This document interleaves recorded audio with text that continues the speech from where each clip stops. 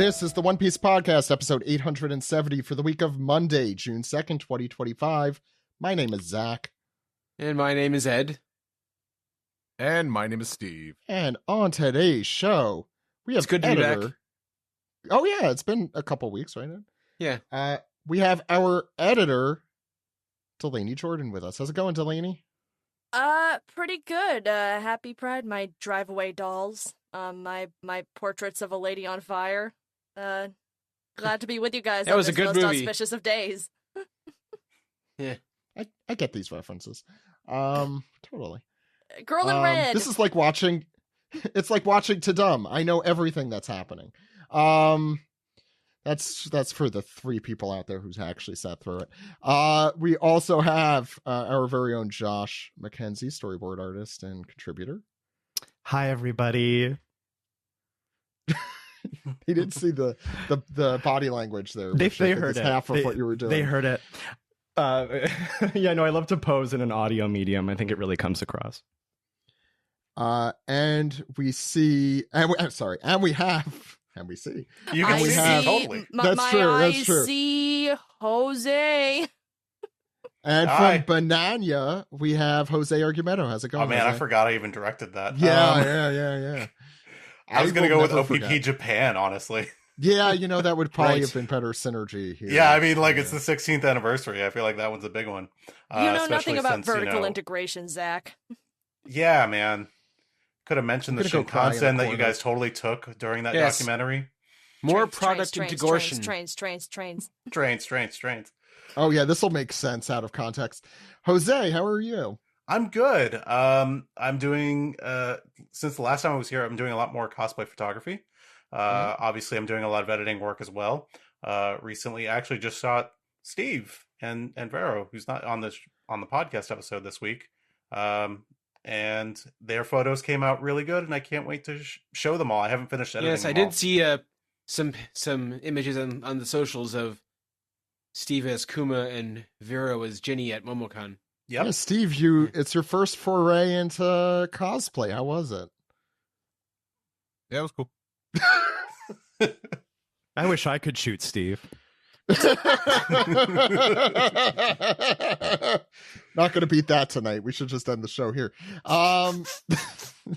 Anyway, great to have you all on for this very special episode of the One Piece Podcast, where we talk about trains, and also the 16th anniversary of the One Piece Podcast passed on May 31st, which was the main event that happened May 31st.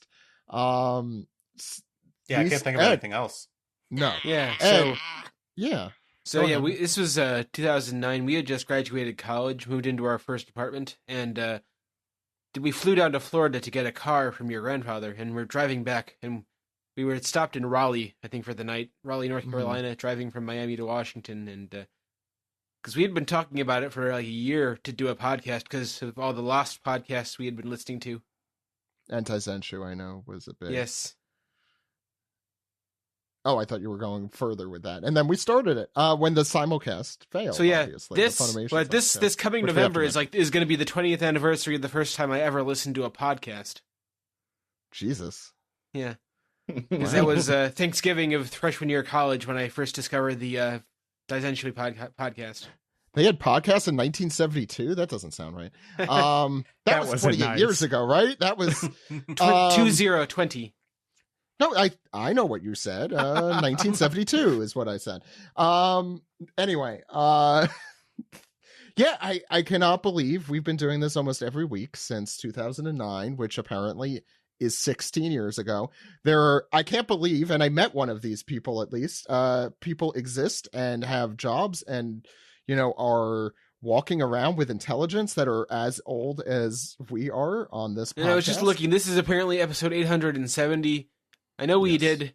That doesn't count everything because we used to do podcasts twice a week when we first started. Can you, Ed? Can you guess how many actual podcast episodes are on our feed? Apparently, it is an auspicious number that we all will never forget. Over 1,000. Does anyone get? No, we have 900. This is our 912th. I'll put it that way. And I'm sorry. What was the joke? The 9/11 episode. We just passed it by. We just passed. Oh, Yeah. see, Yeah. I didn't remember. That's the one See, thing you're that was- supposed to Never do. That forget. was your job. I didn't forget. God damn, dude. You were with us. No, that just reminds me of you being on CNN with your One Piece shirt celebrating Osama bin Laden's death. Yeah, you should remember. You were there. You I killed love the way Ed Osama. just said that. Wow. The serendipity is I was just asked for photos from that, so I have to like. Oh, I go have through them. Discord right now. Don't I? Oh, I trust mean, me, that I was got the them first- too. Funimation One Piece shirt that came out.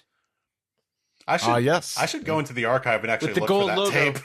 You should. Yeah, can we get Jose. the can we get the That'd be a can we get good the HD screenshots. high res clip of Wolf Blitzer talking over me in the foreground? I'm sure I can actually find it. Obviously, I can't distribute it, but I could find it. No, Yeah, I'm like, yeah, wow. Just I was just like, for wow, us. Osama bin Just Laden's for dead us. and One Piece kicks ass. Those are two facts of life that we will live with forever. Truly the dawn of a new era. Yeah, who said the One Piece Or, podcast Steve, hasn't isn't that been on your, basic cable? Yeah, Twitter or sorry. Blue Sky header image? It's Yeah. it's my blue sky header, but yeah, Yeah. it's crazy because everyone was doing the Nika pose, and like I didn't pick up on the foreshadowing. Then I mean, the thing about Oda is he's sneaky. You know, these things have been going back for years. Oh, yeah. Wow. Yeah. Celebrating our 16th anniversary with a bunch of 9/11 references. Who wants to talk about Chopper? Oh yeah, let's talk about Chopper. Great transition. So You know, Chopper's kind of like a plane when you think about it. shut up. Delaney. What and our the hearts hell? are kind of like the two towers. Yeah. I'm not Yeah. letting Our this go hearts and without a minds. fight. I don't know how The we got hearts and here. minds are. How did we fuck up this intro so horrifically? I apologize. I apologize. happy 16. Happy Yeah, 16. as a New Yorker, I apologize. Yeah, I'm gonna leave this silence here. This should stay in. It's not going to. I will put something in here. So, Chopper was announced. Did any of you watch Tadum like I did? Steve, I know you were there. Yeah, What did I you think of endured Tadum? most of that. What did you think of that? I thought Tadum was too dumb. Whoa. That's Delaney, the capper. Delaney had 30 seconds of silence after that joke.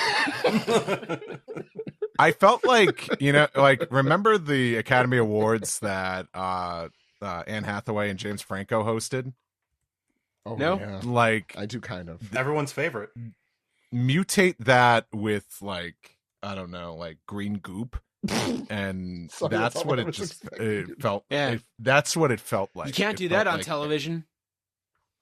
No, it reminded me. No, that's slime. I mean, it was basically a PowerPoint presentation.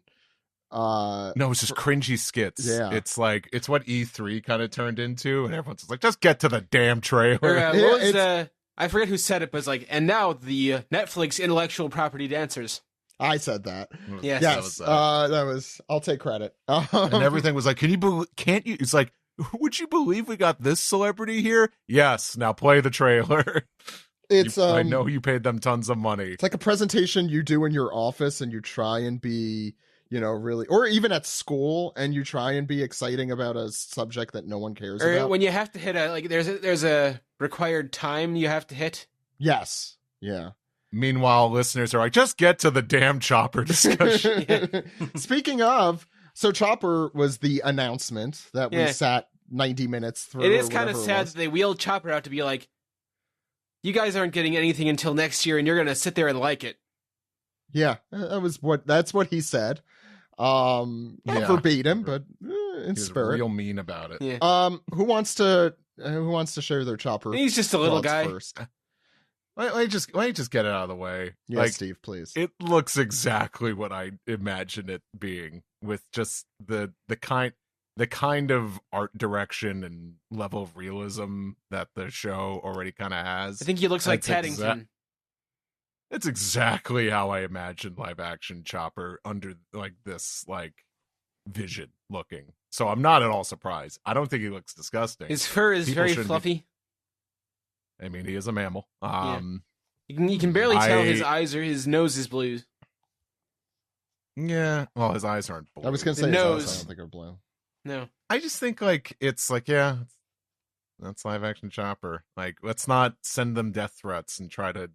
No I one think people is, I after don't think. that initial Sonic trailer, I think people are Oh, too yeah. empowered and like, no, this is not that kind of level of completely. Somebody not give this boy a understanding the marmalade appeal. sandwich and some cotton candy. He needs to put on a couple pounds. Strong But- theory. I don't know. I'll let everyone else speak, but to me, it's fine. It's not perfect, but I'm like, this is well, there you go. I think Here the it is. actor was apparently there's some mocap involved, but the actor was hitting the right notes with the compliments. He jerks. It was a more a Western style dance. Ed, what did you think of Chopper? I think he's very cute, which is correct. Okay, from 1 out of 10 cotton candies. I want to see him interact with humans. Do you? No. Nope. Anytime they're going to talk to Chopper, it's just going to cut to a different location, and Chopper's just going to say, yes. Jiminy Jillikers. And weirdly, Chopper's going to be on a green screen. Jose, what did you think? He looks fine. I mean, obviously, I think the inspiration for his design was taken a little bit from like Detective Pikachu, like that kind of rendering of him. I feel That's like kind of what I was hoping for. Yeah, I mentioned Yeah, that, which- I think, when we first talked about it. which looks fine. I think personally, I think his eyes might be a little too far apart. I think they should be a little closer, even if it's a little less realistic, because it looks like he's kind of looking off in two different directions sometimes. I'm just looking at pictures of him right now, and I wish his hat was also not fuzzy, because it just looks like that's it's part the one of his thing fur. I disagree with. I don't like it the fuzzy. hat. He's got a fuzzy hat.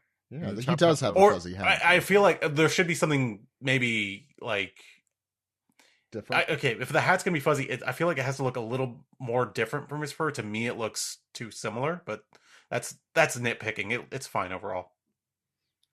Josh? I don't really have any thoughts about this. I don't. He's just so fluffy. I want to hug him. Yeah. I don't watch live action. I don't really have any thoughts on it. It looks like, but like what Steve said, I guess it's about what was probably going to be. Delaney? I mean, yeah, I feel, obviously the Muppet Chopper team has taken a terrible loss on this day. Thank you. It does. Yeah, they've gone down in flames. Yeah. Shut up! Yeah, those really elder Christ. millennials really need. Those elder millennials really need to get taken down a peg. The movement's Yeah, really we've collapsed had under it its own easy. weight. Yeah. God, I hate all of you. So Yeah, 3D Chopper can melt steel beams. Sorry, go ahead. I don't know what you guys are saying about the blue nose. I can tell that they're downplaying it, but it seems like a pretty sapphire-esque nose. It's just like it's not interesting, but it's obviously like, my mom will love it. So clearly it's That's the target audience. which is the target audience. Yeah. I remember when they were, because we haven't talked about casting yet. I remember when rumors were going around and like people were tossing around ideas. Some people were like, "Oh, like what if they got an actual little boy, like a child voice to play Chopper?" I am, as much as the solution of cast an adult woman to play this boy child is not a be-all, end-all solution, I'm glad that's what they went with this character, because as soon as he started talking, I'm like, oh, if this was like just a normal kid voice, I would be having a much different reaction. I think they've done probably the right move, keeping it much as they do in the dub and the original Japanese. Just an adult Yeah, I woman. think the only time casting an actual child worked was Nico Robin's flashback in the Japanese. But yeah, it's which I guess all of us having no strong opinions, this sort of apathy of like, yeah, that's what it was gonna look like is, about on par with most of OPLA, but sure, okay, it's not the worst. For me, I feel like I have different opinions than everyone, but yet come to the same conclusion a little bit. Like, I hate human teeth on animalistic kind of CGI thing. It is a thing I hate, and for some reason notice immediately. And he's Chopper got his little hoof has it. fingers too. That's okay. It's the teeth. Teeth are creepy generally. It seems very tooth forward. I would have reeled the teeth back Right. a little bit. It's a teeth heavy sort of model. Well, like I'm looking at Yeah. Detective Pikachu too, and also Paddington have much more of a stuffed animal quality that I think needs to be leaned into more. I know you're going for some semi-realistic, but I think like the thing that I haven't watched Detective Pikachu, probably should at some point, but like the little I know of how they look more animatronic, like stuffed animal-ish. I know they're not, but than the realistic kind of reindeer man or boy. Well, I think Sonic's a good analog because it's like a creature that is supposed to resemble a creature, but it doesn't at all resemble that creature. And so you're sort of in this like sort of middle ground where it's like, just don't make it with human proportions at all. Just let that suspension of disbelief be, because it's going to be a more appealing sort of figure. Like, I think I agree with Jose. I do think the eyes are a little far apart. I would have like made them maybe a little bigger, even like just sort of like improve his charm points a little bit. To hell with realism. Like this is a robot, a reindeer boy. A robot reindeer boy. A robot reindeer child.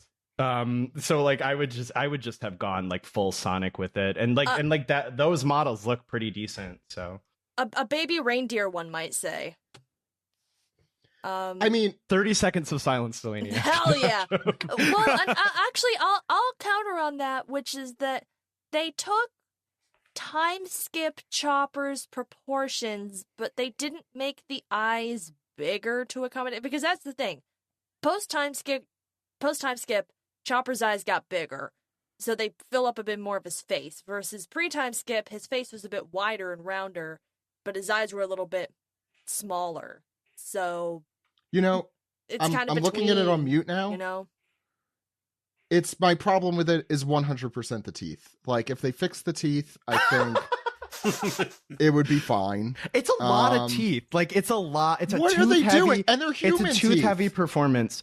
It's actually that it's not that I mind the human teeth because he's supposed to be like part human or whatever. It's that he's showing them a lot, and I'm like, you can, as somebody who's worked with 3D animation, you can cheat a lot. Transformers, you guys don't have teeth, and they do a lot of talking, except for when they need teeth, or else it looks weird. So I'm just saying, there's cheating that you can do. yeah. I have a dog, and they have that thing like a flap over their lip, so you don't. Like Jose, you can back me up on that. You don't see the teeth all the time. Yeah. And it doesn't No, I have to look pull my weird. dog's flaps up to see his teeth. Exactly. He loves that. Jose's always ganking on flaps. It's crazy. Yeah, we're It's all always been yanking on flaps. flaps. Also, that's a lot of teeth for not a very big mouth. Netflix. It's I that didn't was really the notice problem. the teeth. The eyes for me is the bigger problem, but yet now that you talk about the teeth, I'm seeing the it so eyes- much. The eyes, I think, up close actually look a little better than they do like from a distance when not focused. Personally, that's how I feel. The voice, I also want to get to. I feel like I'm one of the few people who are not a fan of it, as we see right here. To be fair, the writing in this little like promo video was All this really tooth talk cringy. is reminding me of when Santa's little helper got into grandpa's dentures. That is kind of the look. You're right. Let's get away from the teeth though. Please, for the love of God. Yeah, the voice I didn't love. I kind of disagree. I think having a kid, I don't know, we talked about, what was that series, that Netflix series with the kids with the antlers? I don't remember what it was. Sweet Tooth. but, Something tooth. Sweet Tooth, thank you. I think that could have been a fun direction to go in. I mean, I love Twisted Metal. God damn you. I but caught to the be reference. fair, I will say Sam, I think, had two good reactions about it. First, that it's supposed to be off-putting. It's One Piece. You know, there's supposed to be a little bit of like, what is this? When you see anything in One Piece, which is true. I'll give him that. And two, he wanted to see, for those who haven't read Drum Island and are listening to this, you could skip ahead, but he wants to see this chopper get a little fucked up because of, all the shit that they go through. And like, is this one going to be satisfying in the way that you have an emotional reaction to them? Maybe. Again, the teeth. But other than that, yes.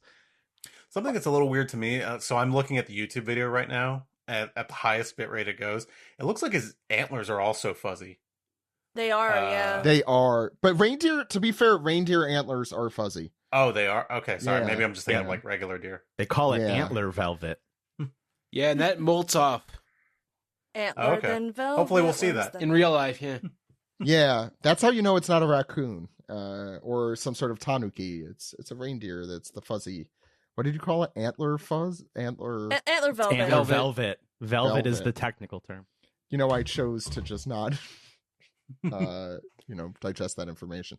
I want to counter argue with the child voice. Here's my line of thought, and it's from watching. I don't watch Stranger Things, but watching how long the fucking Stranger Things production pipeline has elongated this show. Like obviously the live action cast, the main core Straw Hat cast is only going to get older. And who's to say how much longer we have before we gotta stop? I think that as much as it probably would have sounded just as good to have, like, a child/teen, I think Chopper having a consistent voice is probably gonna be less... Like, when everyone's aging, including Chopper, maybe it's... I don't know, I feel like it's a bit different when Chopper doesn't visibly age. He just sort of trots along looking eternally cute. Yeah. So and I'll say about the voice shifting, it would be weird, I think, especially on top of everyone else just naturally growing. Yeah, and I mean, to that as well, I worked on a show that had children voicing the children in the show, and we had to recast the main kid 3 times because the kid would because children's voices change so quickly. I watch a lot of children's programming now, not on my own, but on my own. Bluey is very good, but that is what happens. Except I will say with Bluey, I have tried, and I'd say I'm not quite at Steve level, but I'm usually pretty good at seeing when there's a change in voice actors or actresses, and there's no way that if they are using the same kids, they can't be that age anymore. The show's been running like 8 years, I think, between, production. But they keep it a secret. They don't reveal who does it, and which is great for the kids' anonymity. But I'm like, how do they still sound like those characters? I really don't completely know how they do it. But it is possible, I think, just not often done well. I mean, there are a lot of series that have, gone on for like decades, and I just had a thought. The kids, yeah, it's you call him Tony Chumper. Got because him. of the teeth. I got it because of the yeah teeth. Yeah. No. Okay, I just had to chew on that one a little bit. Okay, it's a thinker. Yeah. There was other news besides Chopper. I'm sure you were all chomping at the bit. That was intentional. I know it's champing. The LA Dodgers, the Los Angeles Dodgers, for those who don't know what LA stands for here, it's not like I thought it was Louisiana. Unless you came out of a time machine from 1920. If you're a Japanese company, also it's the only city that exists in America. Yeah, that's true. The only one that matters. Josh, Steve, will you be heading to, let's say, Dodger Stadium for the game on July 3rd, the big game? You are correct. It's one of the last stadiums that's still named after the team. Okay, it is called Dodger Stadium. It's not. It's not Robitussin Park or Chavez Ravine, which is named for the neighborhood they bulldozed to build it. Or the City Field. The Chase Bank Center. To be fair, the thing with City Field is it's annoying because it would be a perfectly fine name if it were named after a company, and it would spelt with a Y at the end instead of an I. Anyway, go ahead. Am I going? Not when like fucking nosebleeds are like $90 a pop. What's your Venmo that everyone could send the $90 to? Also, it's the first day of AX, which they thought like it's great because all the anime fans will be in town, and I'm like, what the fuck are you doing? It's too much going on. You can't do that. They always do that for AX. At least the concert was down the street. Yeah, those people can't fucking drive in the first place, but you're making them drive all the way to Dodger Stadium. Everyone's a terrible driver. I'm sick of this crap. Except for me, I'm really quite good. Yeah, I'm really good. I'm a defensive driver. I'm the rest only of you are good all driver. awful. Yeah, the rest of you are all extremely offensive. Delaney, you don't drive.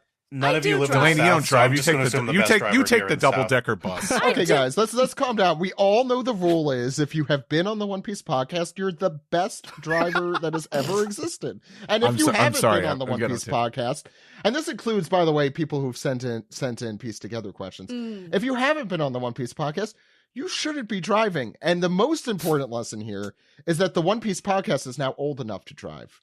See how I brought things full circle here? The most important lesson is that we should just get rid of roads and just get a Shinkansen. Just like all throughout the country. So we don't have to worry about driving at all. Oh my god, and let's have a Shin conversation about that, Jose. I think it's a shame we've just congratulated Jeff Thu on being such a great driver. And now we're rescinding that from him by like, no, we're just gonna go to trains. Reject modernity. Embrace train. Embrace trains. I thought the end of Who Framed Roger Rabbit fixed all this. I thought we were in the good timeline. No, we are not. I'm kind of interested, but I'm tabling at AX, and I don't feel like going across town rushing so I could make sure I get my free straw hat that I'm not gonna wear ever, but it has the LA Dodgers logo on Is it going to be any better than the one you got from the live action thing too? The live action one is actually pretty good. My head is too big for it, but it's great. I think wow, I didn't know you had such a melon head. I have a big melon head. I have a melon head too. Oh, we should talk about that more. Yeah. Hey, Melon Brothers. Do you guys need a minute? Yes. Guys, just headbutt already. The podcast for a second while we talk about our I never melon head.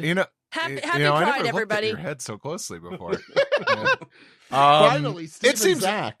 It seems cool, but I don't. That's like if it was like any other time, I would be down for it because I would love any excuse to go to a ball game because I used to do it when I was a kid. But geez. $90 to sit up in the nosebleeds. Like, come on. It's a huge stadium too. I will be in Gay Paris, so I will not be here for. Wait, is that different from regular Paris? Yes. Yeah, it's actually like it's French, it's a new deeper Paris that you can only enter under certain circumstances. Yeah. The homosexual it's already underground. French. Should I read the Oda comment about Chopper? I wouldn't rule it out. Sure. Yeah, I should do that, I guess, before we round off this segment. Also, before I do, please subscribe to us on Patreon at patreon.com/OnePiecePodcast. It helps pay Delaney, who does such amazing editing, especially this week, where we totally recorded chronologically. Anyway, time has no meaning. So, Oda said, the live-action One Piece, the key to Season 2 is, of course, our weird-talking animal. After extensive trial and refinement by the entire team, the day has come to finally unveil him. From his form and furs and expressions and voice and even lighting and gravity simulation, a world-class team brought their skills together in bringing Tony Chopper to life. And now he's ready to be introduced to the world. Check him out. And there he is. Yep, that's all I got there. It's a good thing that we just, sorry to interrupt. It's just a good thing that we all seem to have mostly design issues, not technical issues. Technically, he's fine. Yeah, I thought the animation was fine. Yeah, I have no specific qualms about that. But also, we have a whole other year. So any of those issues, particularly, I expect the final product will look somewhat different. Like, not significant, but significant enough, you know? Right, because the show's not going to come out for 6 to 9 months, at least. But, by the way, I completely forgot that little clip also came out with the Straw Hats about to watch to what was it called? I don't know. It was like they had the big transponder snail They're all having popcorn. I don't know what the slumber party, I think is what they called it or something. I don't know if anyone had any thoughts on that, but it was a cute little video, I guess. Zoro and Sanji had a little flair for Pride Month going on there. And that's, I don't know if I have anything else to say about that. Any other thoughts on Chopper or the LA Dodgers? That's so weird. You can only have an opinion on one of the two, Chopper or the LA Dodgers. Yeah, no, I don't want to hear any other opinions on this show. If you're a man over 30, you can only have opinions about either Chopper or the Los Angeles Dodgers. Gums and nuts together at last. Anyway, that'll do it for whatever segment that introduction was. Let's talk about the manga in chronologically is gonna happen now. Let's do it right now. Steve, you know what, actually, can you just take a walk around your neighborhood a couple times and then join us when we're wrapping up the manga recap segment? I don't really have a particular reason in mind, but I just want you away for that portion of the... Steve, have you ever heard of a snipe hunt? You want to go like hunt a snipe for me, like real quick, and then bring it back? Preferably or an escape when we're done room. with the. You should check out an escape room. Steve, you could have just said, "Hey, look, there's a train." No, but I can't because we're going to talk about trains a lot in this next segment. Anything for you, Melonhead. Right back at you, cantaloupe face. That'll cantaloupe cranium. Gotta go with the Oh God, you're right. Oh shit, that was a missed opportunity. Okay, cantaloupe cranium. That's a hard one. Cranium. Delaney, leave it in the podcast. Oh, this is all staying in. None of this is getting cut out. Thank you, Josh. Without you saying that totally would have been cut out. That's Steve, we'll see you later. Everyone else, let's talk about the manga chapter. Steve, fuck off. I have to read. Okay. That's the introduction. Yes, mother.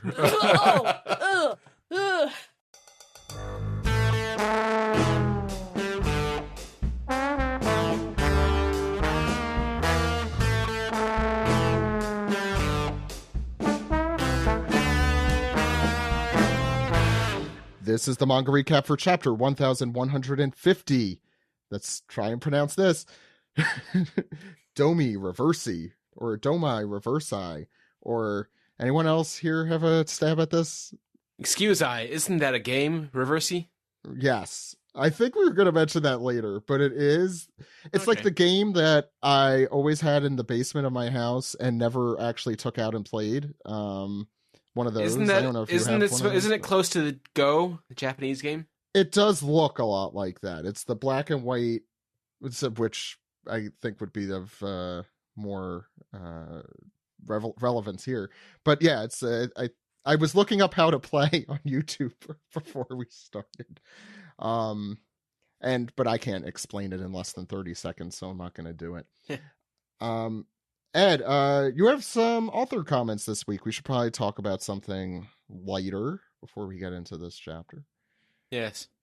Let me just pull up the first one from May 25th. This was Oda saying, "We rented out the Hanayashiki for a party with the anime staff. It was a relaxing and chill event. Hanayashiki is apparently a theme park in Tokyo." Yeah, I think it's just, I guess he just rented all of the carnival equipment to his house. Is that what I'm supposed to get from that? I thought they just rented basically the venue for a party. Oh, is that what you know what? I could see it happening either way because that man is not poor. The man has too much money. And there's also the author comment for today is already out, so we have that too. Oh, what is it? It's Oda saying, "I went to the house of Teru-san from Glay for Golden Week, and I had a blast in Hakodate. It was deliciously fun." So this is... Was that English? Glay is a big rock band in Japan, and Hakodate is a city in Hokkaido, not far from Sapporo, I think. Cool. I've been to Hakodate. I keep thinking I went there on my honeymoon. Oh, you did? Yeah. Any? Yeah, I think Shin Shin Hakodate Station is one of the terminals for one of the Shinkansen that goes up there. The Shinkansen doesn't reach Sapporo. No. Yeah, it's not built yet. There is a big train station, Shin Hakodate, I think. Yeah, that eventually it'll reach there. But it when we went, we had to get off the Shinkansen and take a regular train up, which was like 6 extra hours or whatever. Yeah, I thought I saw something on NHK about them building they're working on it. I know. Yeah, it'll be done. Hopefully, I'm going to assume. Checking no sources at all, I'm going to say by the end of the decade. Perfect. Yeah. Stay here to the One Piece podcast for all your train news. Glay is a pretty famous rock band, and Teru is the lead singer. So it's also almost a vegetable root, a root vegetable. Oh no, it's taro. Anyway, Ed, what's going on the cover page of this week's chapter? It's Ogre Child Yamato's Golden Harvest Surrogate Pilgrimage, Volume 34, Enma Shrine in Hakumai. Yasuie's sword is enshrined, and the pilgrimage is complete. So the Yasuie's sword is the sword that was stolen by Who's Who, I think, at the beginning of the cover story. When you say beginning of the cover story, you mean the second 2/3 of the cover story. This has been going on for a really long time. And I do not blame you, Ed, for thinking it was the beginning, because it was a while ago. But this thing is 34 chapters in, or 34 editions in. This is also, despite the name, not the final edition of this, because it does not say, probably, it does not say final, usually it says final volume or something at the Yes, but it does say the pilgrimage is complete.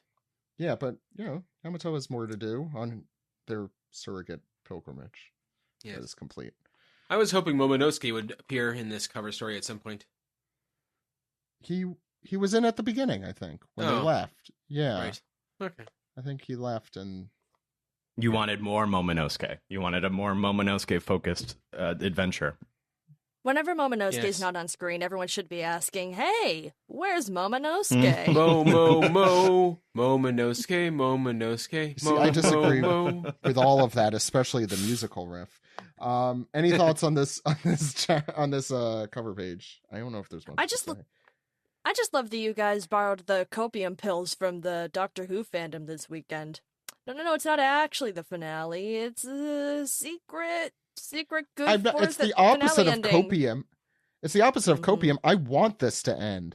The cover stories, you want the next one until you're in it, and then you want the next one after that to start. I feel like we're probably coming to an epilogue at this point, right? It doesn't seem like there's much more to go. I think probably a handful, not many. Less than 5, maybe more than 1. I, for one, am just happy that Yasuie's sword is enshrined and the pilgrimage is complete. Yes. So, why did you make Yamato shouldn't Toko be there? It's her father's sword. Does Toko... Oh, no. Sorry, I was thinking of Tama. Isn't Toko's living with Hiyori, I think. Yeah, and Toko I think was still at the Flower Capital when he left. I have to reread this story to remember what the hell happened. Yeah, I've honestly forgotten a lot of it. Yes. So you come to the One Piece podcast for train facts and loosely remembering what happened in this cover story. Train speculation. I don't think we gave a fact. That's true. We didn't. Jose's right. We had train concepts at best. Yeah. Train discussion. Shinkansen whisper discussion. Of a train. Let's be honest. I think they're also building a Shinkansen that goes sort of west in Honshu, near where Greg lives. No, we're done with train discussion. Wait. No, we're not. Wait. Shin conversation. I did not agree to end train conversation. I will talk about the Shinkansen all day. I'm in charge. I refuse to believe this is the most that you've talked about trains with Steve on this show for 16 years. You know what? You would refuse to believe it, but so far per capita of our recording time, at least, we have spoken more about trains than any other episode as far as I can remember. But we're going to change that. And speaking of 16 years, this is our 16th anniversary podcast. We're recording this the day after our 16th anniversary. That's true. The first chapter... Talk about that more later when Steve's here. You mean We'll talk about that more when we talk about it before. When we talked about yeah. When this is edited properly, it'll make sense. Yes. I love the future. I love the future and the past. All forms of time are positive in my view. I'm sorry I'm equivocating on the concept of time. Ed, what's going on in the first 2 pages? About time. I'm so woke about time. All time is equal. No, I didn't say it's equal. I just said it's all really, good. I don't see time. Shut up. Wow. Really. No pun intended, but this episode has gone off the rails really quick. Yeah. Thank you, Delaney. Which will not happen to the Shinkansen. That has a very good safety record. It does. 0 incidents. If you could trust us, the One Piece podcast, about anything, it's that the Shinkansen runs very well. I have many Shinkansen's Blu-rays doing of the great. Shinkansen. It's doing great. Okay, good. Jose, thank you for that. You're welcome. Patreon's gonna love this. Someone's gonna love this. I don't know who. It's probably just Delaney. Ed, Probably just me. Yes, the first page here. Okay. We start with this is the giant pirates, I think you're saying. The children. Oh, thank goodness they're safe. And I think this is Colin walking towards them, saying, Mister from the bar, my daddy fell down into the underworld. It was that lady. Watch out for her. And then I guess the other kids see their parents and they're like, Daddy, Mama. So this is one of the pirates, I think, who's seeing the possessed Gunko saying, she's floating. Poor kids, you must have been so scared. Come, let's... This guy is certainly has a haircut. Yeah. But so I think we talked about this a little bit on Discord. I do want to mention it, that the outline of the panels do not seem to have been completely finished in this chapter. I don't know the terminology. Maybe Josh. The official terminology is that the deadlines were deadlining. It's a 15-page chapter, folks. Yeah. That means the deadlines were flatlining. That's accurate. So they go past the line. Lots of bad jokes this week. No, but so, and not only that, but you could barely see the sound effect. I mean, in English you could see it, but I don't think the outlines were done for that either. In this next panel that Ed was about to go through. So sorry for Yes, I'm actually not sure what's going on in that on the second half of the page. No one knows what's happening in that one panel. I could tell you that for certain. Yeah. People had mentioned that's Colin's helmet there. I see. Yeah. Aren't they getting stabbed? Well, the question I had is from the vines? Yeah, is he getting stabbed from the vines, or is he? I think that's what's happening because he's right up against Colin there. Okay, I do see some blood flying. I for some reason thought it could have been Gunko, like doing remember the thing Saint Saturn did, like the blink and you get shot. Yes, there is a stab sound effect there. Yeah, that's true. And a scream, and then this appears to be coming from the possessed Gunko, who screams, "Silence! I will not tolerate your insolence!" And black lightning shoots off of her. Where's the "I will not tolerate"? I think that's on the next page, Jen. I think that's Dr. Evil. Dr. Evil line. Oh, you added it. Yes. You tricked me. You ad-libbed. Yes, and the black, it seems like hockey lightning coming off of the possessed Gunko. So one of the giants down here at the bottom panel is foaming at the mouth, and the children have fallen asleep, basically. They're passed out. They're overwhelmed. Yeah. Yes. They just woke up. Yeah. Shame. Yeah, they're taking a hockey nap, so it's a different kind of sleep. They're just resting. Yeah. So in the next spread here, it looks to me that some of the giant pirates who are not as strong in their hockey are, falling under the emu spell here. Hey, snap out of it! Whoa. And we see Jarl, the village chief, sort of like looming above some of the other villagers there, and he kind of like dials in as he sees the emu possessed Gunko here. I struggled a little bit to figure out what it was that she was pulling out of her portal, but I think it's like double barrels of like a gun, I think. Yeah, this one was probably the most confusing. Pulling it out of a satanic portal. For sure, yeah, as you do. As you do. Yeah. And I'm like, yeah, we love to pull holes out of our portal. So she aims the barrels. Oh my god. Did you just want to come on for that one joke? I'm leaving actually, so I'll see you guys later. I don't know if anyone else watched Fantasia a lot as a child, but I'm getting Night on Bald Mountain vibes here. Yeah. So remember, Fantasia was the only Disney VHS that came in a black shell case. Oh, because it's elite, you know, it's for the real heads. No, it's because it'll give you an existential crisis when you're 5 years old, but also because it's an elite. Yes, and also because it has centaur boobies. Oh, yeah, that'll do it. Happy Pride, everybody. Right. So Gunko has summoned her twin barrels here, and she appears to just be shooting explosive rounds at all of these giants, Jarl, at all of the villagers there. No, this isn't. No, the villagers, or they're not there. They're in the distance, right? So this is in the a little distance? confusing.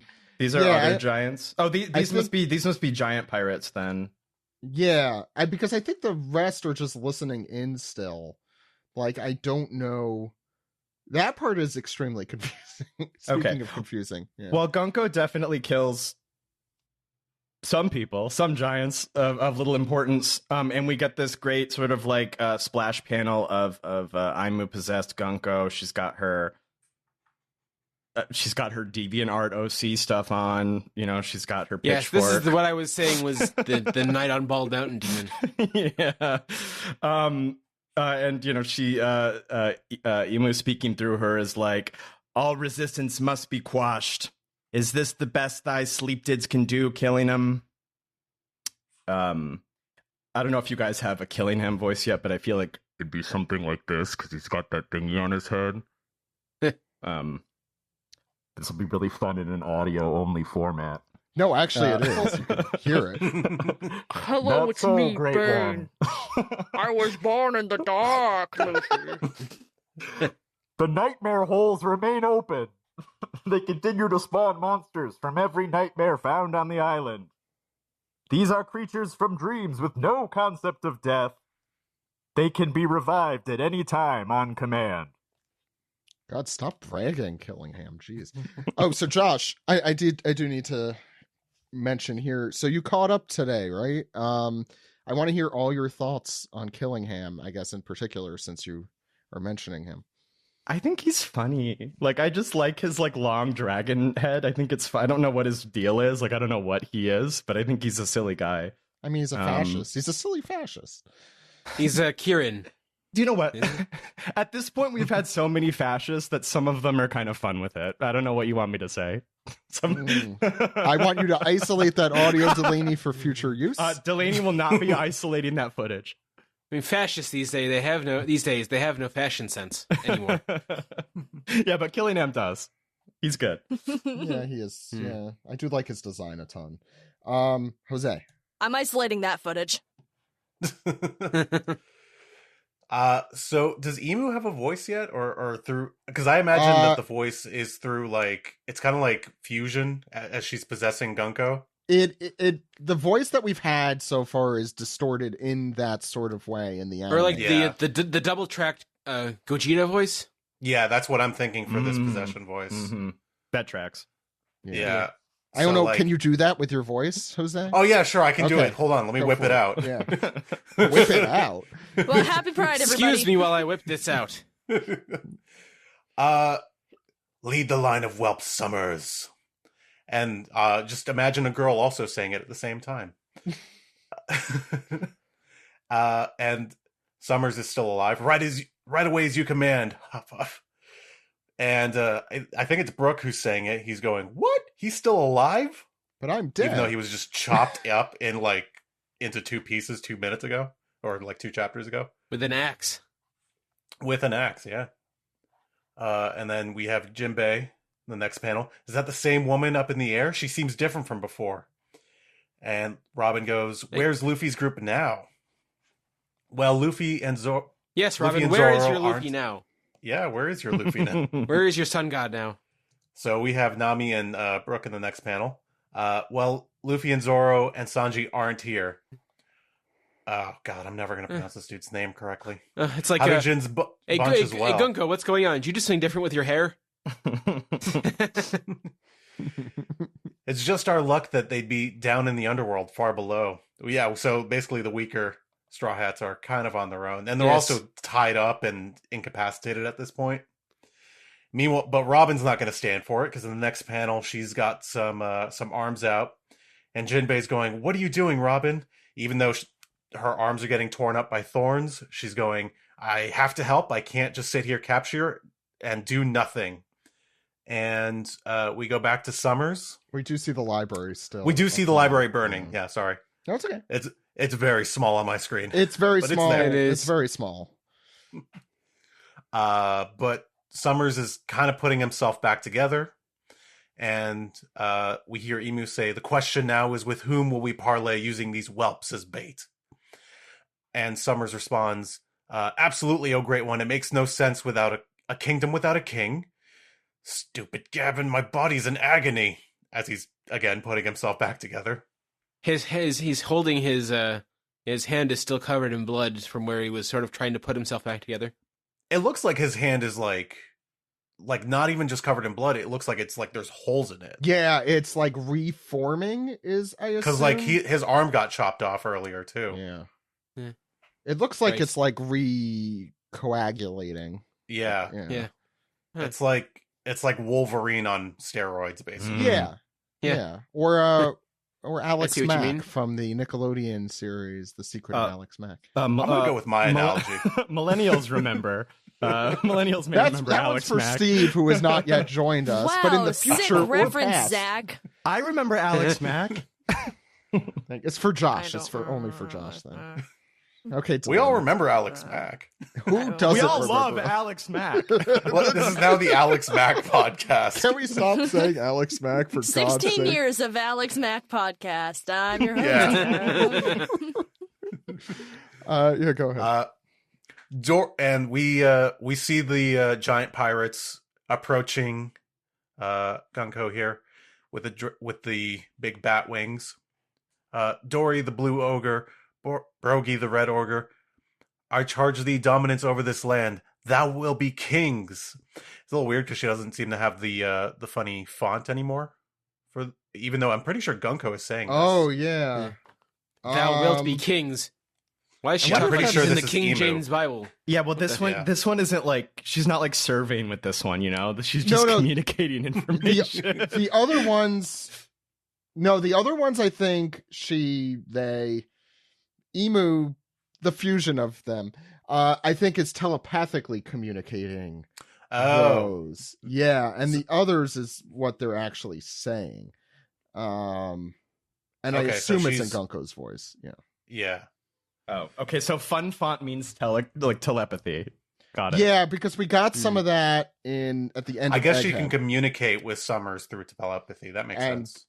And Killingham, because that makes sense. Gunko in that middle panel on the left kind of looks like the bat signal. Yeah. And actually, if you look, silence on the one we the one I accidentally corrected Ed on at the beginning, that's in regular font as well. And that's because she's saying it. Yeah. So she said this out loud then, and she's getting charged at by the giant pirates, and Brogy yelling, "Are you with the Holy Knights? You're the one who's driven Elbath to madness," and he grabs her immediately. And we move on to the next page, where hopefully things are going to work out for him just grabbing her. And everything works out just fine on the next page. Anyway, back to reality. Much like reality, I could live in my fantasy, but here we go. Yeah, grabbed her like Ripley was grabbing Frankie a few chapters ago. That's just how giants, handle regular-sized people. Right. And so Brogy says, "Go on, Dory, join him, boys." And they're all like, sure thing, Captain. Yeah. Take care of yourself, Brogy. Yeah, you'll be fine. Nothing's going to happen to you. You're going to live forever. Just don't look to the left. He's 2 days before retirement. Oh, my pension's about to kick in on Giant Island. So Brogy here doing, I do like this. Christening his new ship, the Live Forever. I can't wait to go to my timeshare. The Live Forever. The SS Live Forever. Anyway. I'm going to christen it with this bottle in my right hand. Oh, I do remember that, McBain. Anyway.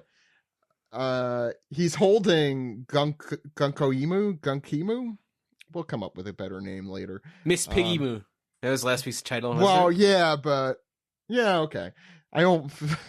Anyway, moving on from that, saying, now give back the children. How many of you are there? And you have Gunko saying, understand this, Brogy. Thou wilt meet with Beardhill Jarl, cut off his head, and hold it aloft. And vroom, out of like a portal thing that they are holding in on the tips of their fingers, comes a book. Oh no, you're gonna hurt me with books? You're gonna hurt me with knowledge? Reading is fundamental, okay? Yeah, well, we're about to and it's mightier than the sword. Yeah, you to the state of Florida. When you're Brogy. Florida hates to see Gunko coming. Yeah. This is actually, by the way, how the state of Florida views books with opinions that don't. Yes. Look, a copy of Heartstopper. Although, to be fair, if guns popped out of books in Florida.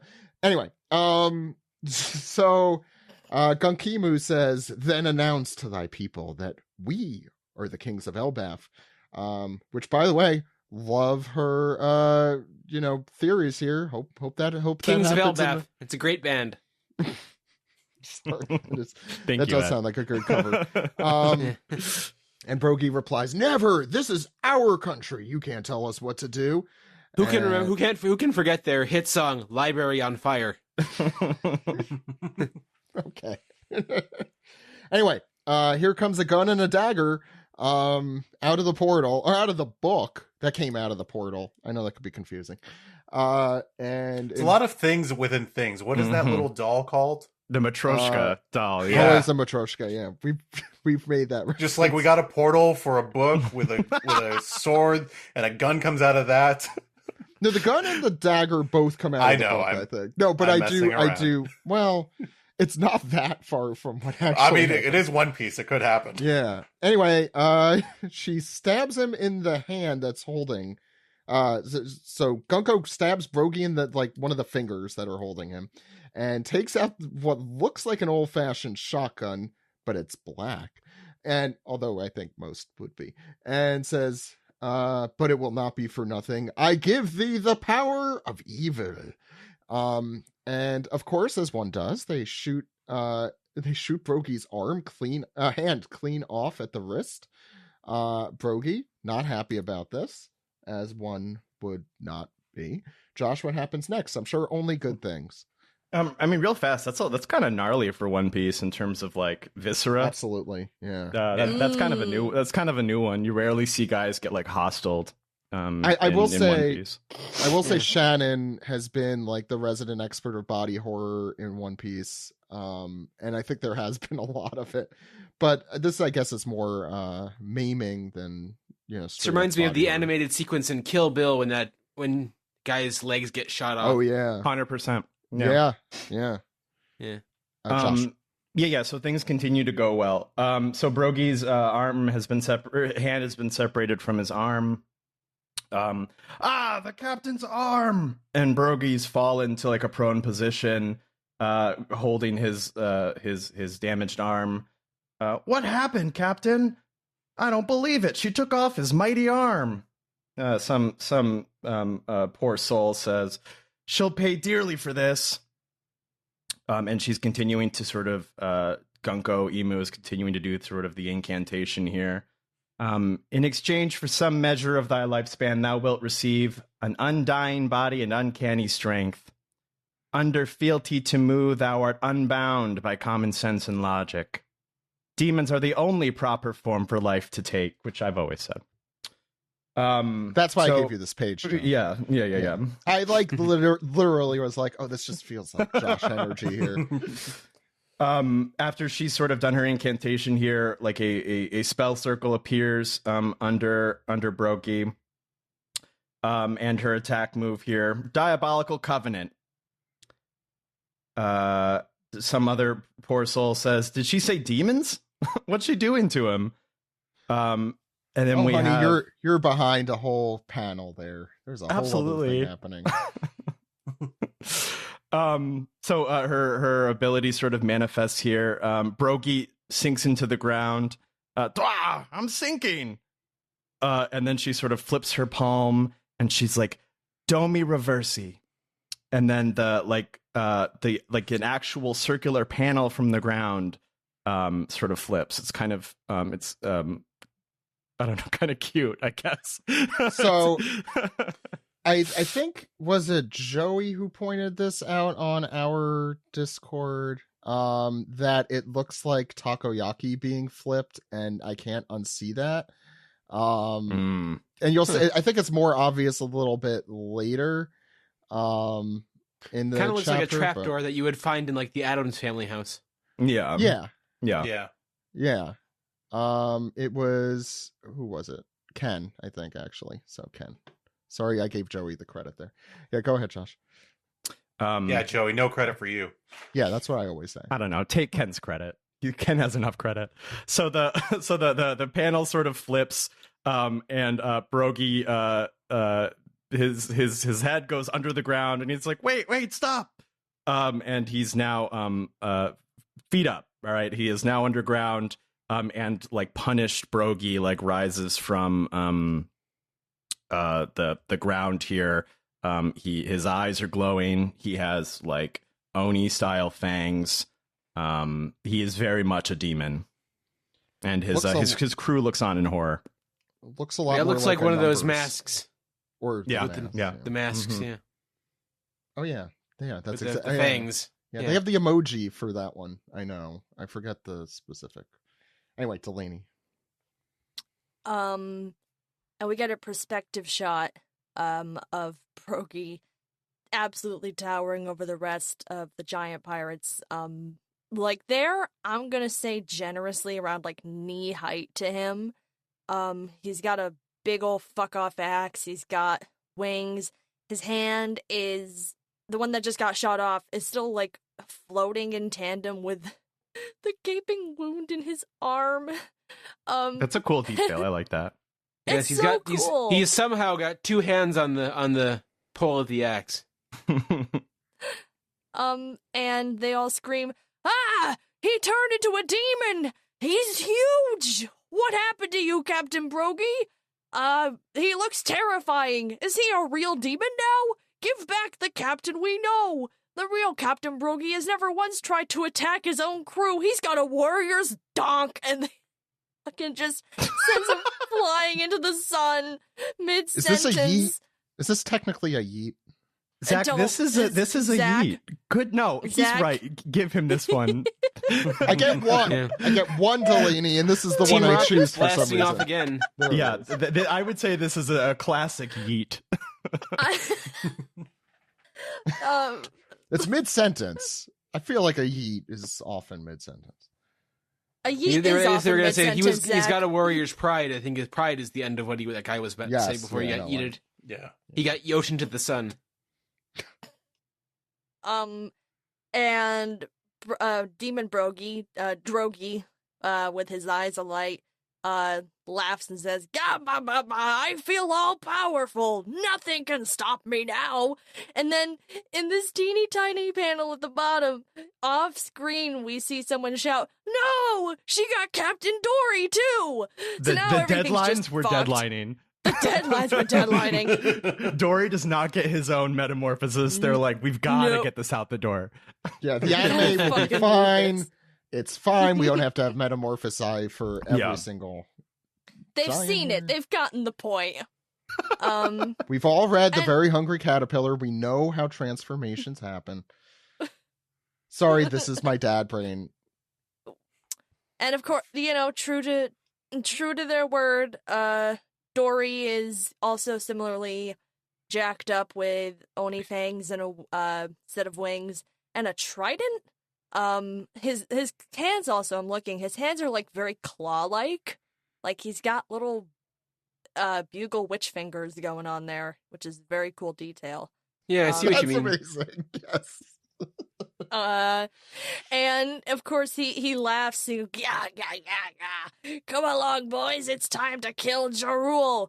And all of the little teeny tiny giant pirates in front of them are screaming, "No, Captain Dory, stop! You have to wake up! If you actually do that, our country is doomed! Help us stop them! What about saving the kids? Captains!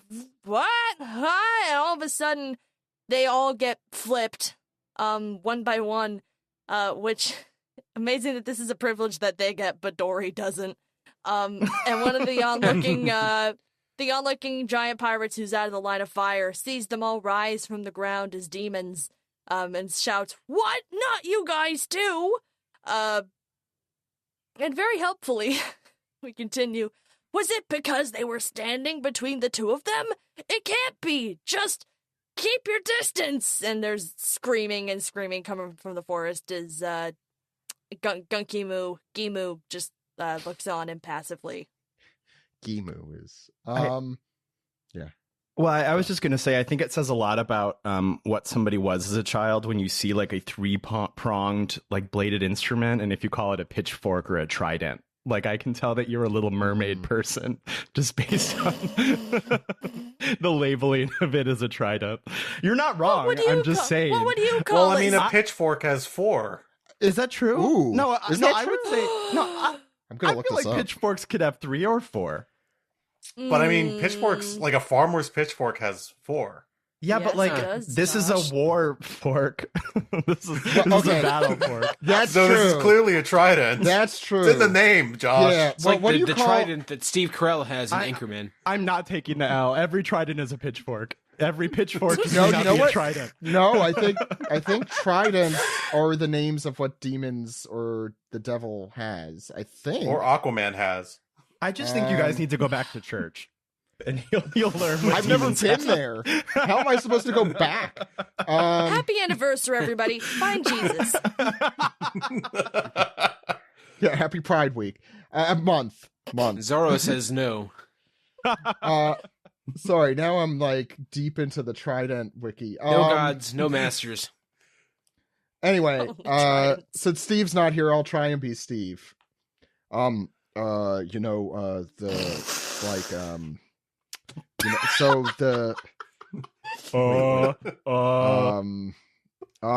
so on this one episode of The Simpsons from 1996, there was Get his ass. You Roman Reigns like the family? It's like that. guys, did you see Into Dumb? They had wrestling, blah blah blah. I can't even fake it because I know nothing about it. Yeah.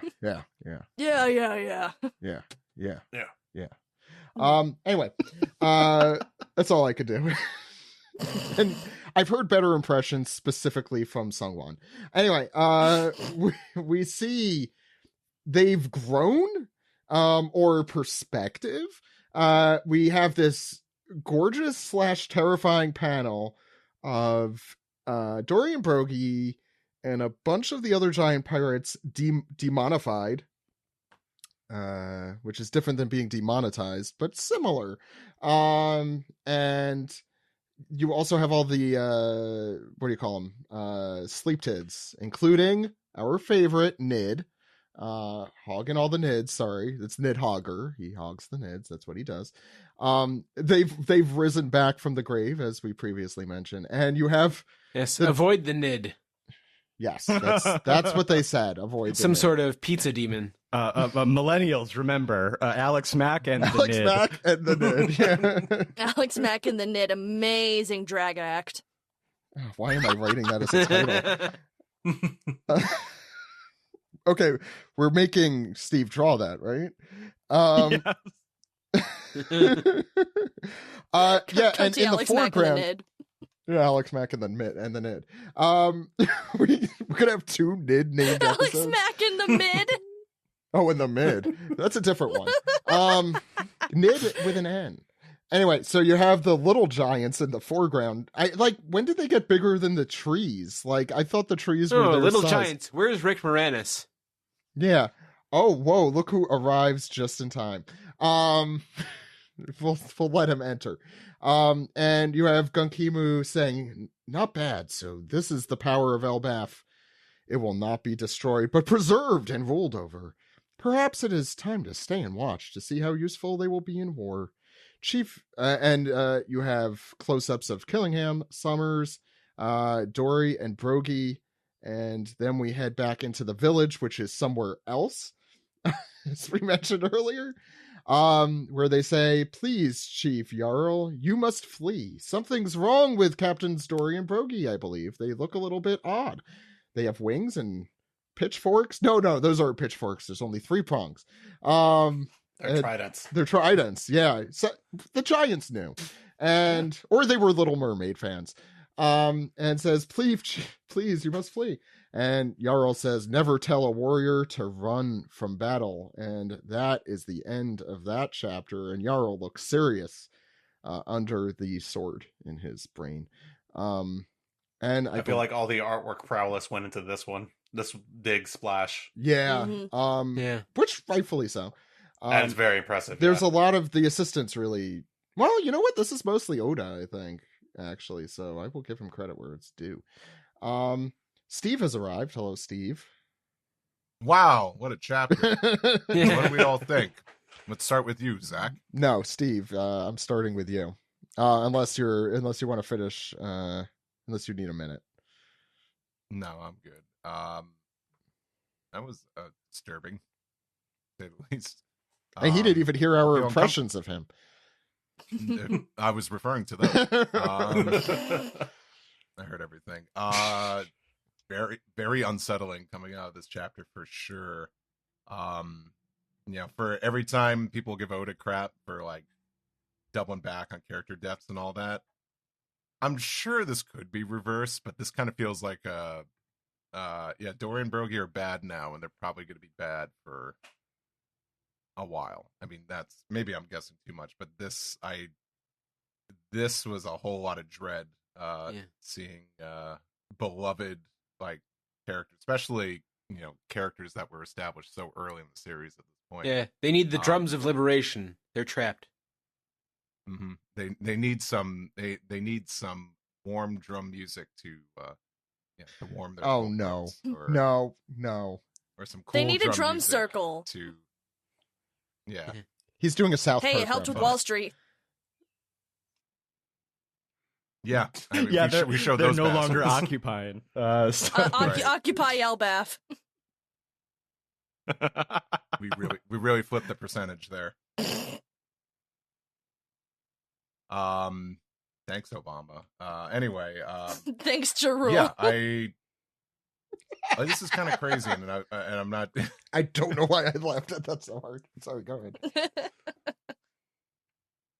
But I think I saw some of our friends talking about how this parallels possibly with Nika, Luffy. Though according to that New Yorker walk the streets, Luffy could just turn everything into rubber, but apparently Emu could turn everyone into his power is maximum.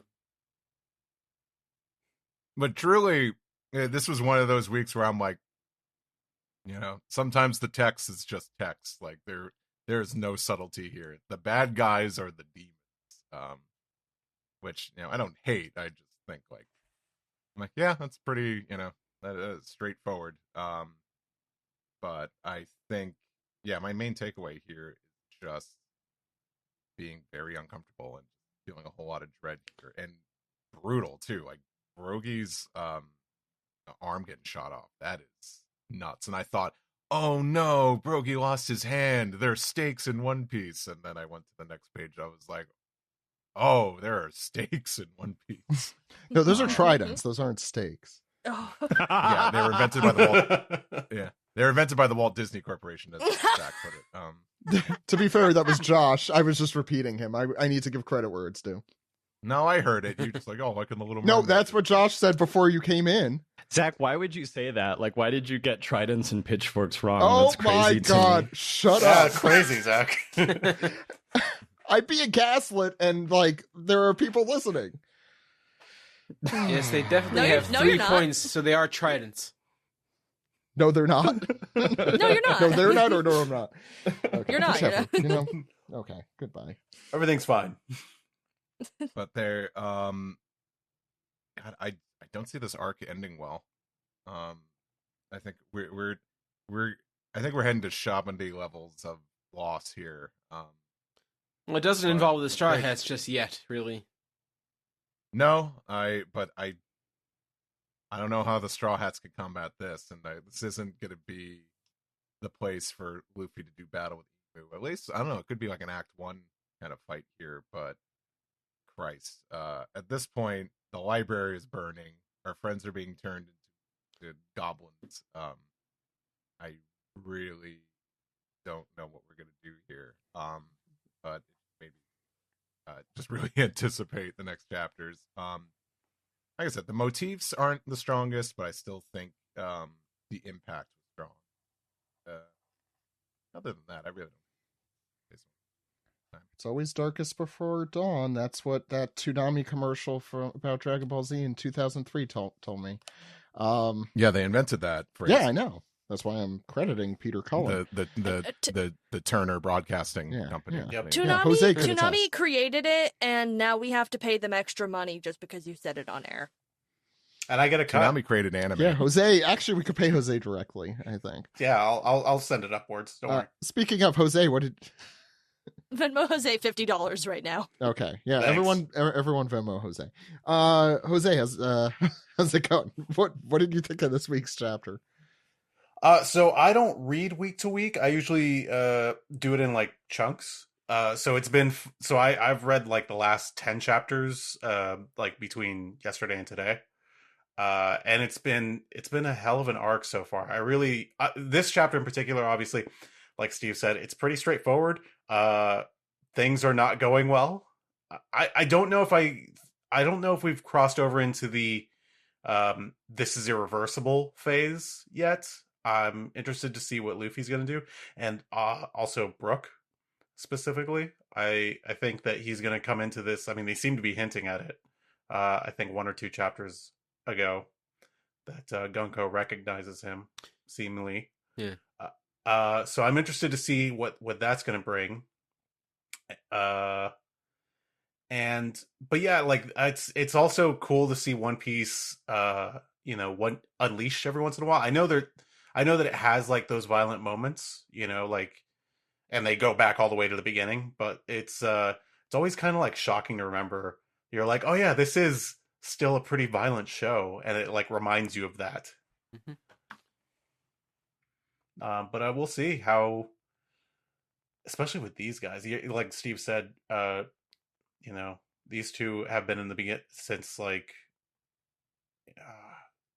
I think even before the Grand Line, if I remember correctly. No, or maybe volume. after, No, right it was after the Grand Line. second dialogue of the Grand Line after Volume Whiskey. Second 13 or 14. Yes, but still very early in the series. Yeah. Yes, since like 1999. Yeah. Something like that, yeah. Yeah. And just seeing them, turned into demons, along with, and also the thing that I really love to see, and I hope that they're going to be able to keep track of all this, is that their scales are different now. So everybody's at a different scale. So you have giant kids, you have regular giants, you have demon giants, and then you have people. And I'm thinking it's going to be kind of a nightmare to keep track of all that and like draw it all properly. So I'm very interested to see the artwork in the next few weeks. You know what? How they're going to handle that. Oda wanted this. All right. He's wanted Elbaf for so long. He asked for this. It's a great story. But I imagine that, I mean, as someone who doesn't know how to draw anything, I imagine keeping track of all these scales is tough. He likes making it as difficult as possible for himself. That is Clearly. the Oda promise. Yes. For Look him at and the Dressrosa. assistants. Yeah. Yeah, well, yeah, they come. I don't even know if they're Well, thinking about that. I mean, he did it kind of smart because like on Elbaf, everything is giant size. So like when you're composing the panel, you just have to treat the giants like they're like normal, and it's way easier to cheat the Straw Hats being itty bitty than it is to like do a bunch of people like big. You know what I mean? So like he's made it as easy for himself as he can. But yeah, because I am reading back. This is like the 7th time I've looked back, and I don't know exactly when Dory and Brogy got really big. So maybe when they flipped, I don't know. Yeah, I mean, this last panel or the last spread confuses the hell out of me in terms of scale. Ed, I guess I really enjoyed this chapter, but I guess what I liked the best is that it really sort of lays bare the aims of the world government, and Emu as its head is like all resistance must be quashed. And so to convert, to take control of Elbaf and install a king that you control is the goal here, because they see something. If Elbaf resists, then there's something stronger about Elbaf, could be deeper and more ancient, maybe with the ancient giants. Something that maybe that Emu remembers from the last time, or they need that power on their side, and they have to erase the history. They have to remove the books from the so nobody else can remember either. So I mean, the demons, and they're literal demons, so they're obviously the bad guys. Makes sense. But yeah, I do love the brutality of it, and the artwork. So while occasionally hard to follow, as I've been saying for months, I think, but I do like the designs of the demonic giants, and the no subtext of the demons are the bad guys. It makes good sense to me. Delaney. All right, guys, you're going to be so excited. I actually have like 3 opinions beyond this week was good. I am looking forward to next week. Big moment for me. Buying big stocks. I agree with most of what everyone else has said. Like, I like that it does feel like actual stakes in a way it hasn't felt like in a while. Like, I mean, Egghead was good about that. Egghead had that timer, but that was, I don't want to call it cheap, but there was a lot of fucking around with that, where it's like, oh, are you going to start the broadcast now? We were doing that for like, 10 chapters of the, they were making Vega, they were making Vega coffee. That is some serious stuff that deserved every second. It was funny, but at a certain point, I'm like, okay, man, you're dragging it a little bit. No, you know what you're doing, which I respect that you know what you're doing, but also, I'd like to continue, please. Versus this, where I think, I want to echo what Steve said, which is, I personally got so distracted by Saul coming back, which was already very out of the blue, because, I think we knew he was alive. Like, it had been mentioned prior, but it was like confirmation that he had survived. So the re-traumatization of Robin was already very distracting. So this has been kind of a swerve back to reality, and I genuinely don't know. I would like if this giant monster fight had a few more consequences than the most recent giant monster fight we had. Because I liked that giant monster fight. I would be slightly disappointed if this one went quite the same way. I would honestly be more interested if this went south in a really major way. Like a Sabbaty, Marineford sort of like, oh, we're really turning around. Maybe a Loki will fight. That'd be interesting. Oh, at this point I want him to stay out of it. I'm kind of liking where this is going. Don't rob me of my tension. Also just like small design note, I really like how the demon designs on Dory and Brogy have like kind of a fusion of demon ideas. Like it's got that sort of, pentagram stuff, but then they've got like the faces of those Oni masks, and then on top of that they've got like fucking gargoyle wings and Triforks, the Triforks of wisdom, the Triforks of courage, the Triforks of power.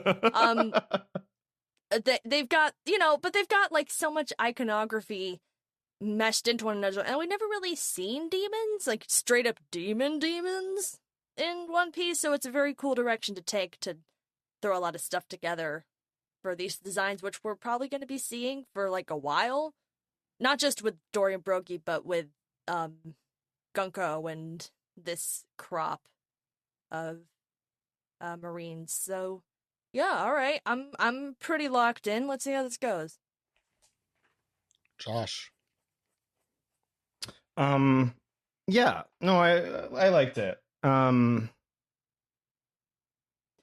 like this moment where Robin is trying to get out of the thorns, because it reminds me of that moment that she had in Dressrosa, where there's like that set piece where she's like getting all fucked up by whatever that, you know what I'm talking about, where like she's like in like the flower field or whatever, just getting it was raining spikes on her. Yeah. Fighting Diamante, right? That's a character I don't remember, but yes, yeah, when she's all bloody in the field, yeah. Deserving. Fighting Steven Tyler. Yeah, right. But it really one of the things I love most about Robin, just as a character, is that, of a crew of 10 traumatized young people, like she's perhaps the most traumatized young person there. So I like that these moments where like she has to deal with quite visceral pain and like upset like that in like a really sort of grounded way, because like, Usopp of course gets like his skull caved in every third chapter, but like it's just a lot cartoonier. But when Robin does it, because she always plays everything more straight, you can really feel We've like been talking about the visceral violence in this chapter, and I was thinking one of the ones of those that I really remember is Usopp getting his face smashed in Alabasta by the giant iron bat. Yeah. Before he was I don't know, he was still pretty zany, I guess. But there's like a lot of magic here, which I'm sort of concerned about. I just don't want us to go too off the rails here with the magic. Like, I mean, I don't know that we know all of Emu's deal yet, so I'm not like mad. But I'm like, this is a lot of magic. So you're on thin ice, is what I'm saying. Josh hates magic, writing that down. No, I love magic, but like they haven't established any of it. So don't start doing magic. I'm just giving you a hard time. And then my last thing is that killing him is wonderful. I love this panel where he's like trying to be like, oh no, the nightmare holes are still there. My nightmare holes. My nightmare holes. Don't worry, I didn't close the nightmare holes. He's my favorite Pride, character. everybody. Yeah. He's my favorite character. He didn't do anything wrong. Yeah, it was a good chapter. Yeah, this, I think, as Steve and everyone else put it initially best, in that this is a very foreboding chapter. This feels like, when you're out in a field somewhere and you see like really bad rain clouds coming and you're like, fuck, I gotta get inside pretty quick before I get Sky murdered. turns green. The fuck? Yeah, basically. And then Shenron appears. And yeah, this is a very foreboding chapter in a way. I'm trying to remember like the last hint of like desperateness to this level. Like it's not even like the situation is so hopeless right now. It just feels like you're finally seeing the curtain lifted on the baddies here. The government, really. We all knew the government was filled with demons, hopeless. And now utterly hopeless. So it's just interesting to see that. I do agree with Josh, despite ribbing him earlier about it, that the magic thing worries me off the bat. I think Steve, we talked, I remember back when Gear 5 was first became a thing, and we were talking about Chosen One tropes a lot. The two things that worry me about this is kind of the duality thing, which is fine if done well, but we're definitely getting the black versus white set up here in the pieces, the Reversi we talked about, Go, and this is definitely something that Oda is doing. It reminds me of the demons versus the sun god. Yeah, are those baseball teams? But But on a more serious note, Ed, I'm sure you remember the days of when I was way too into Lost. This does remind me of that kind of theorizing. I do remember the black-white thing, and it is a major theme in Lost, but a little in a hackneyed way. I have to say in retrospect. I mean, I did rewatch Lost a couple of years ago. And, what did you think of that? I guess that part of it. I liked it. It's funny to look back on it, especially in the later seasons of John Locke being the dumbest, wrongest man ever. And he's wrong about everything. Oh, you know what? And that also has not spoiler alerts for Lost, but that also has like possession and stuff. Like it's very similar to this not that I'm pretty sure Oda's never watched that series. But I know Greg has, and I'm sure Greg's influence seeps in through that. I would advise anyone who's going to choose to watch Lost for the first time and just think that if John Locke says something, it's probably wrong and it's a mistake. You see, when I was initially watching, it's like, oh, he knows everything. He's very, and boy, were we wrong. He's a sucker. He is. Sorry, I'm gonna stop talking about Lost now. But that is to say, this like level of world building and lore is something I personally have not felt in fandom. Speaking of Lost, that reminds me of probably the ultimate Lost episode. Lost Media episode of the One Piece podcast was me, you, and Greg talking about the Lost series that finale. Somewhere. I don't know if that's Lost Media. Found Media, yeah. Found Media. Yeah, I mean, you could listen to that somewhere. Anyway, what I was going to just say is that this does feel like it's building up to the end in a way that it's precipitous. Like it feels like it's happening exponentially faster through these last few chapters. And I know Josh and Jose, you just read the last dozen or so or last chapters in a row, and I wonder how that feels for the two of you. I mean, the way I've been reading One Piece, like, because I've tried to do it week to week, it's a little difficult because it just because the way I read Dressrosa was like through it basically like one or two sittings. The way to do it, which is like the best way to read it. Yeah. And reading, Egghead and now Elbath, it's been great because you that pacing problems that I feel like happen week to week just don't happen when you read it in chunks. And for Elbath in particular, I really like the pace has been pretty brisk. Feels like Egghead almost, where like it just feels like it's been moving along pretty quickly. And the stakes get high, brisk, baby, very, very, very high, very fast. Josh, I don't know if you had. So I read all of Elbath. So what, for listeners who may not know, I don't read week to week. I read whatever chunk is in between my podcast appearances. We help a lot of people stay current. Yeah. So I had the pleasure of reading like all like 25 chapters of Elbath in a sitting. And for me, like, I mean, the last few arcs have been pretty heavy, but like Elbath is easily the funniest, especially that early stuff. Like this is the funniest One Piece has been in a long time. And so I wonder if that's also some of what we're feeling is that this went from like pretty funny to like chopping Brogy's arm off like pretty quick, like in terms of like a tonal shift, which is cool. Like that's totally fine. But yeah, I mean, like I've had a nice time with this arc. It feels I'm sure you guys have talked about this, so I won't go too much into it, but it feels like a little bit of a return to form just in like characters goofing, and then we're getting some of this like current era high stakes stuff, so it's sort of like an enjoyable little sample platter. A lot of the early stuff with like Roto was very the Straw Hats being the Straw Hats and being themselves. I think I've said this many times on this show, but like the one thing I learned in writing classes in college was if a story starts out where everyone's having a good time and things are good, it tends to go south, and vice versa. If things are really bad for everyone, usually it ends up a little bit better at the end. And I know Greg had mentioned this a bunch on the SGS, and we've mentioned it here, but the fact that the party started at the beginning, it was a really bad sign, and we're getting it. We knew it was coming. There's an old sort of video meme of Trent Reznor at some festival saying like, "How you guys doing tonight? You ready to party, have fun?" Like, well, that was the wrong fucking band. That was the last, guys. We're here to have a bad time. Yeah, I get it's the, not to use black and white as an analogy, but in order to see the good and the bad, the contrast is necessary.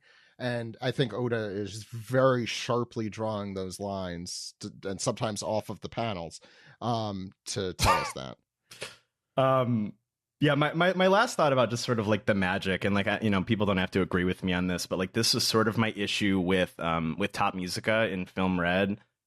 Is that just like the world that's been established is like, yes, like people can take like infinity damage and be fine, and like, yes, they have powers that let them stretch or turn into smoke or whatever, but the like that sort of like, I guess for lack of a better term, magic is like isolated to like one thing, and it can only do that one thing, even if that one thing can be sort of used creatively. But just like I just worry that the magic will be too, because like Gunko's power is already so fucking weird. Like it's not it don't make any sense. So this is what I wanted to bring up to posit this. Do you think this could be a devil fruit or devil fruits? I mean, we've seen very few examples of multiple ones being just the one, but that could exist. Second, we do know that the afterlife exists because of Brooke. And we have a lot of discussion about that in Thriller Bark, and we've been going, I know amongst the crew, we've been going back and looking at more of Thriller Bark for that reason. Like, could this not be a devil fruit that just taps into the literal afterlife?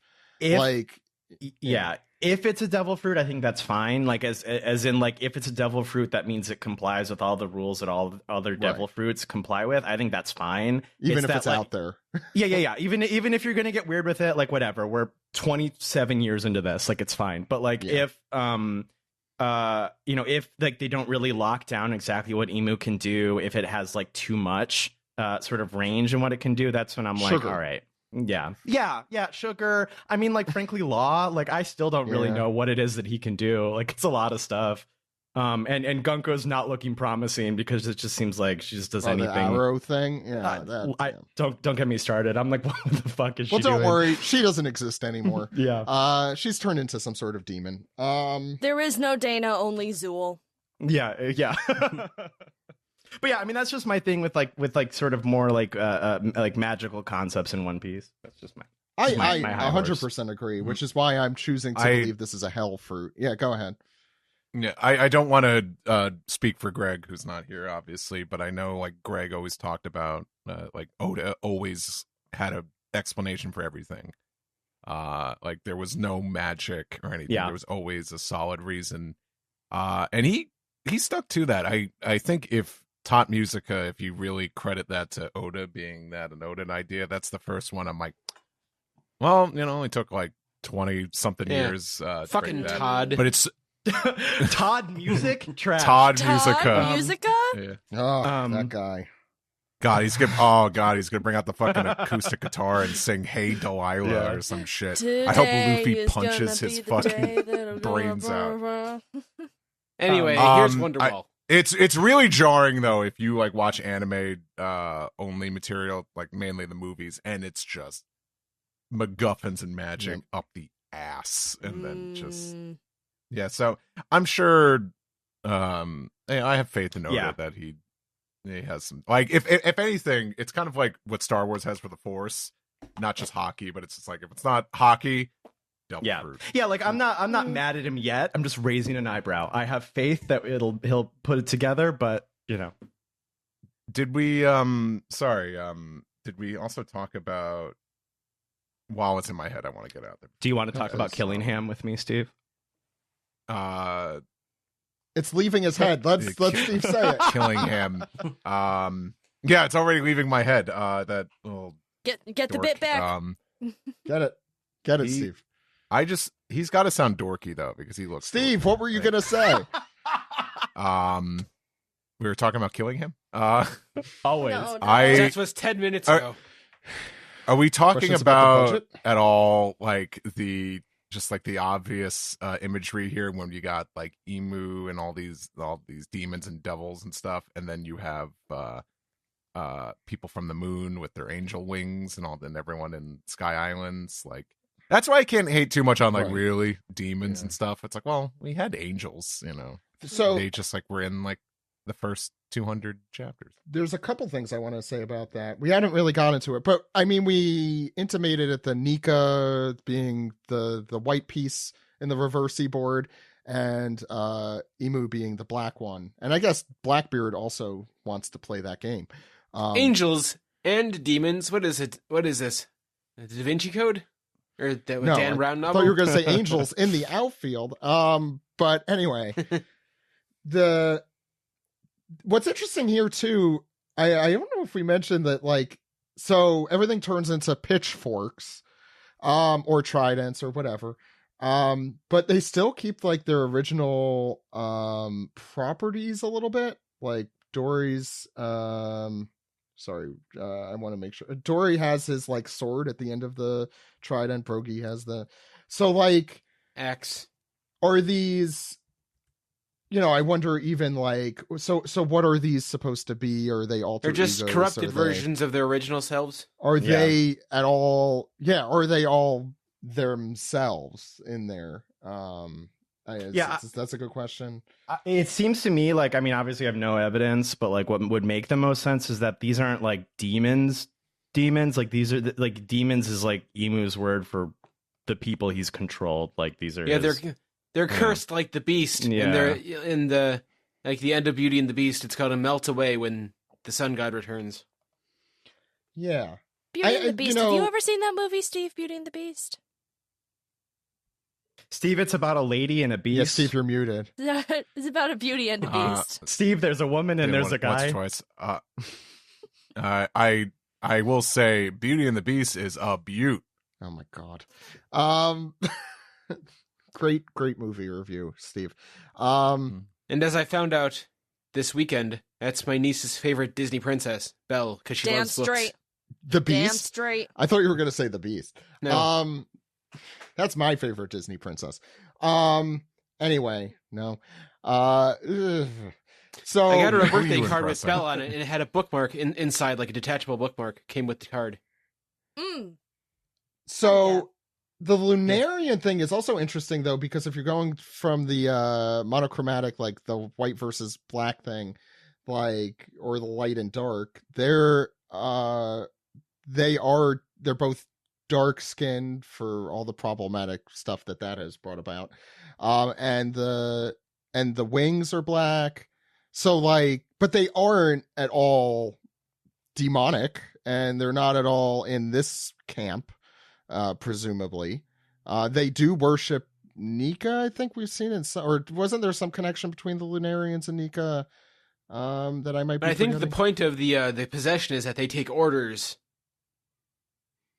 Yes.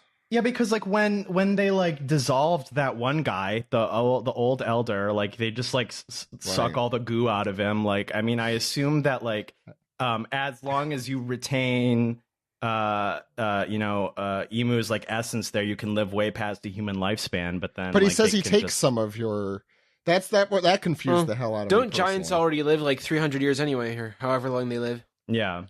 Yeah, but they said what is it that he said specifically, or that Emu said, that they take some of the lifespan. I'm trying to find the specific line here. Whatever. Because that confused me because it seemed antithetical to kind of what we've seen of the five elders and such. I don't know. But at the same time, we've also. So with Top Musica too, Oda, I think, said something along the lines of like, this is something I plan to introduce more in the series, but just because a demon exists doesn't mean that there isn't some sort of explanation. As Steve said, if there's one thing I have faith in Oda for, it is like providing sometimes a way too complicated explanation for whatever we're seeing. Besides just magic, he's just that feels very antithetical to what Oda is. Like, that is not his storytelling style. So I'm going to put my faith that that's not the case. That being, unless he avoided it till now. Possible. Yeah, I'm just choosing not to believe that that's the case. But 100% possible. I have so many questions from this chapter, so many more than answers. Why isn't Summers dead? I want him dead. Kill him. Sorry, Josh. No, I don't care. I don't care about Summers. What did you say about killing him? I said nothing. Thank you. Yeah. Oh, well, I was gonna say that, like, I mean, this was like several chapters ago, so it's not really relevant. But I like that Summers and Killingham are like an old gay couple. I think that's nice. They're very domestic with each other. They're very Jumba and Pleakley from Lilo and Stitch. Yeah. If they were like evil, I want Kevin McDonald to be the voice of Killingham. I was gonna say, didn't they also get portaled in at the same time with the Abyss? Like, in that's the what same I'm room? saying. And he was in his underwear. Yeah, like, Summers is in like he's in like his all together, and like, I don't know, it's just very cute is all. Yeah, he dragged more AO3 salt on the two of them is what. You're saying. he dragged salt out of his lover's brain. I just think that's sweet. Or salty. Any other thoughts on the chapter? Okay, I'm sure we'll have more in Piece together, so we'll see how much time we have to do that. But for now, let's get on into the anime recap.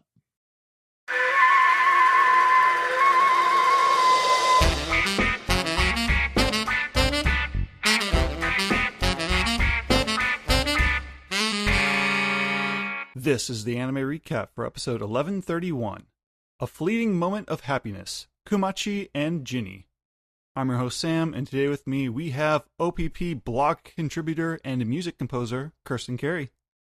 Hello! Long-time listener, first-time caller. You've been on the proper podcast. Yeah, I've been on the proper podcast, but not the anime recap. But we're diversifying the anime recap lately, and I like that. Hehehe. Happy to be here. And I'm happy to have you.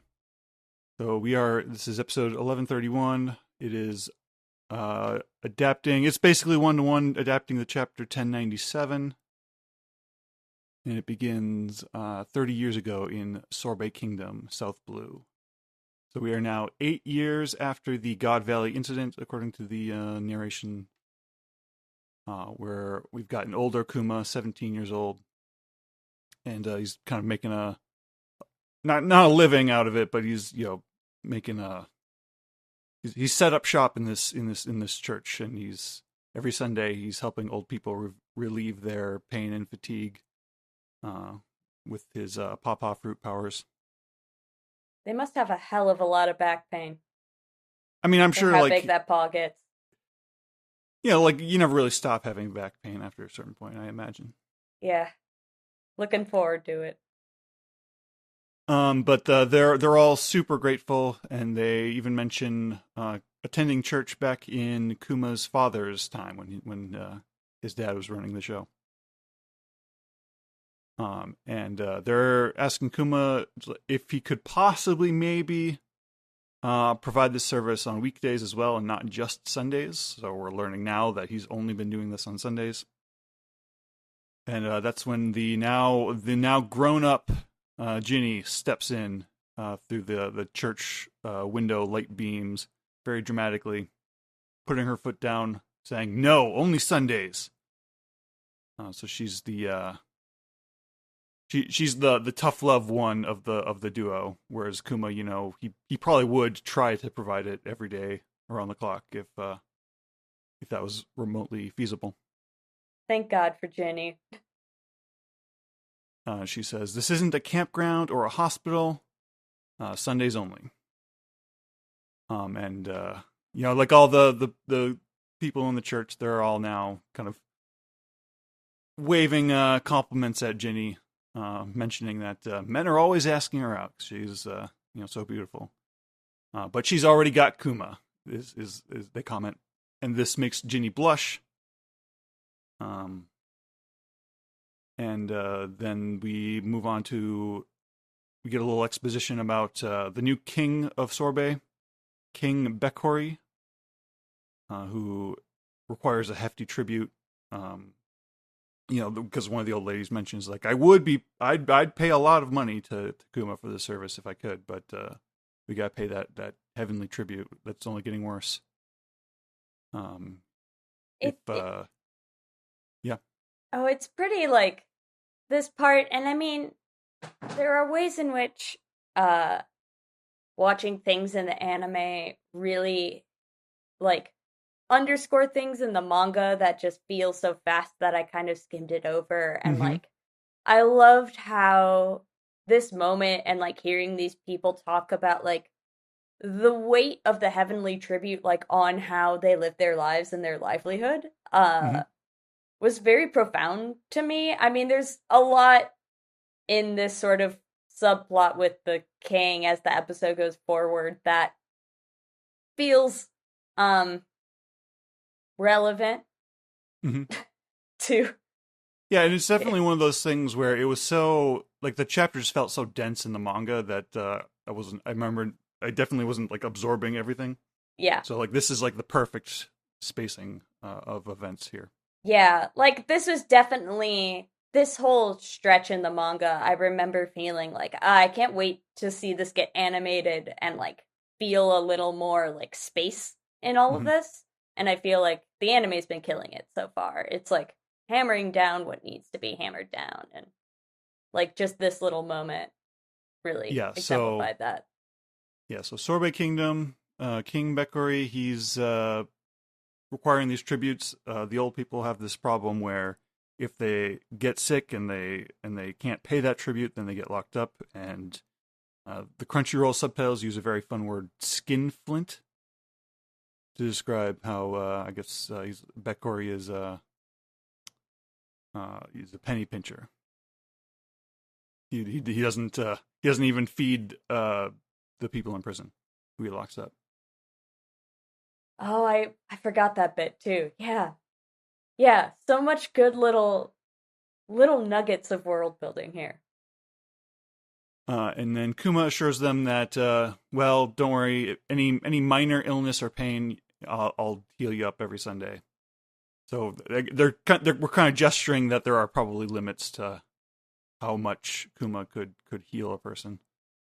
I wonder why. And then we return to so we fast forward to night now, and all the pain that Kuma had been pushing out with the little paw bubbles is now like one big paw bubble, and the implication is that this is a kind of a ritual he does every week after he relieves the people of their pain. He now has to take that pain onto himself because it won't.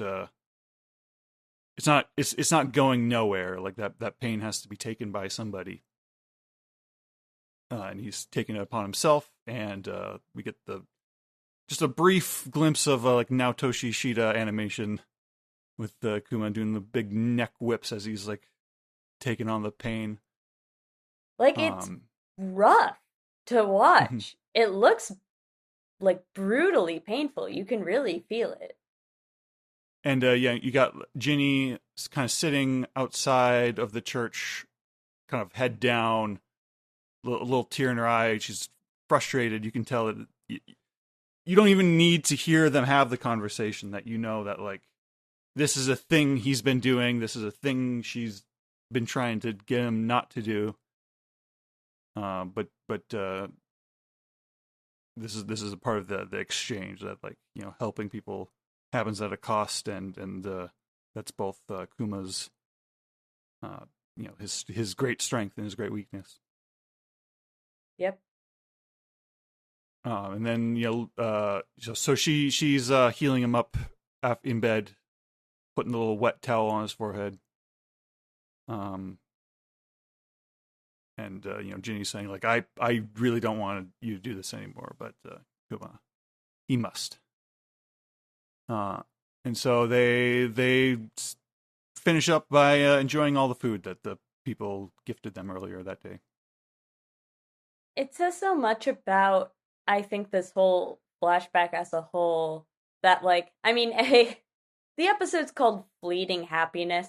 It's like, there's going to be a gut punch at the end because it's telling you that this is not going to last. But it is kind of interesting to think of.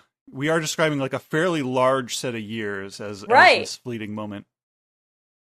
But it's also like even within this moment in Kuma's life, this like fleeting happiness moment, he's still like enduring voluntarily, but enduring like suffering. Absurd amounts of pain on a weekly basis. Which I think says a lot about his character. Yeah. We move ahead. Now it's 25 years ago. Kuma is now 22 years old. He's fetching the morning paper from the news coup, being greeted by Ginny in the morning. They're having breakfast, and Ginny's like, you know what? I have a great idea. Let's get married. And Kuma is very resistant to this. He's very kind of nervous about bringing. I guess he just associates family with pain and suffering, and he's worried that he'll be inflicting that upon her.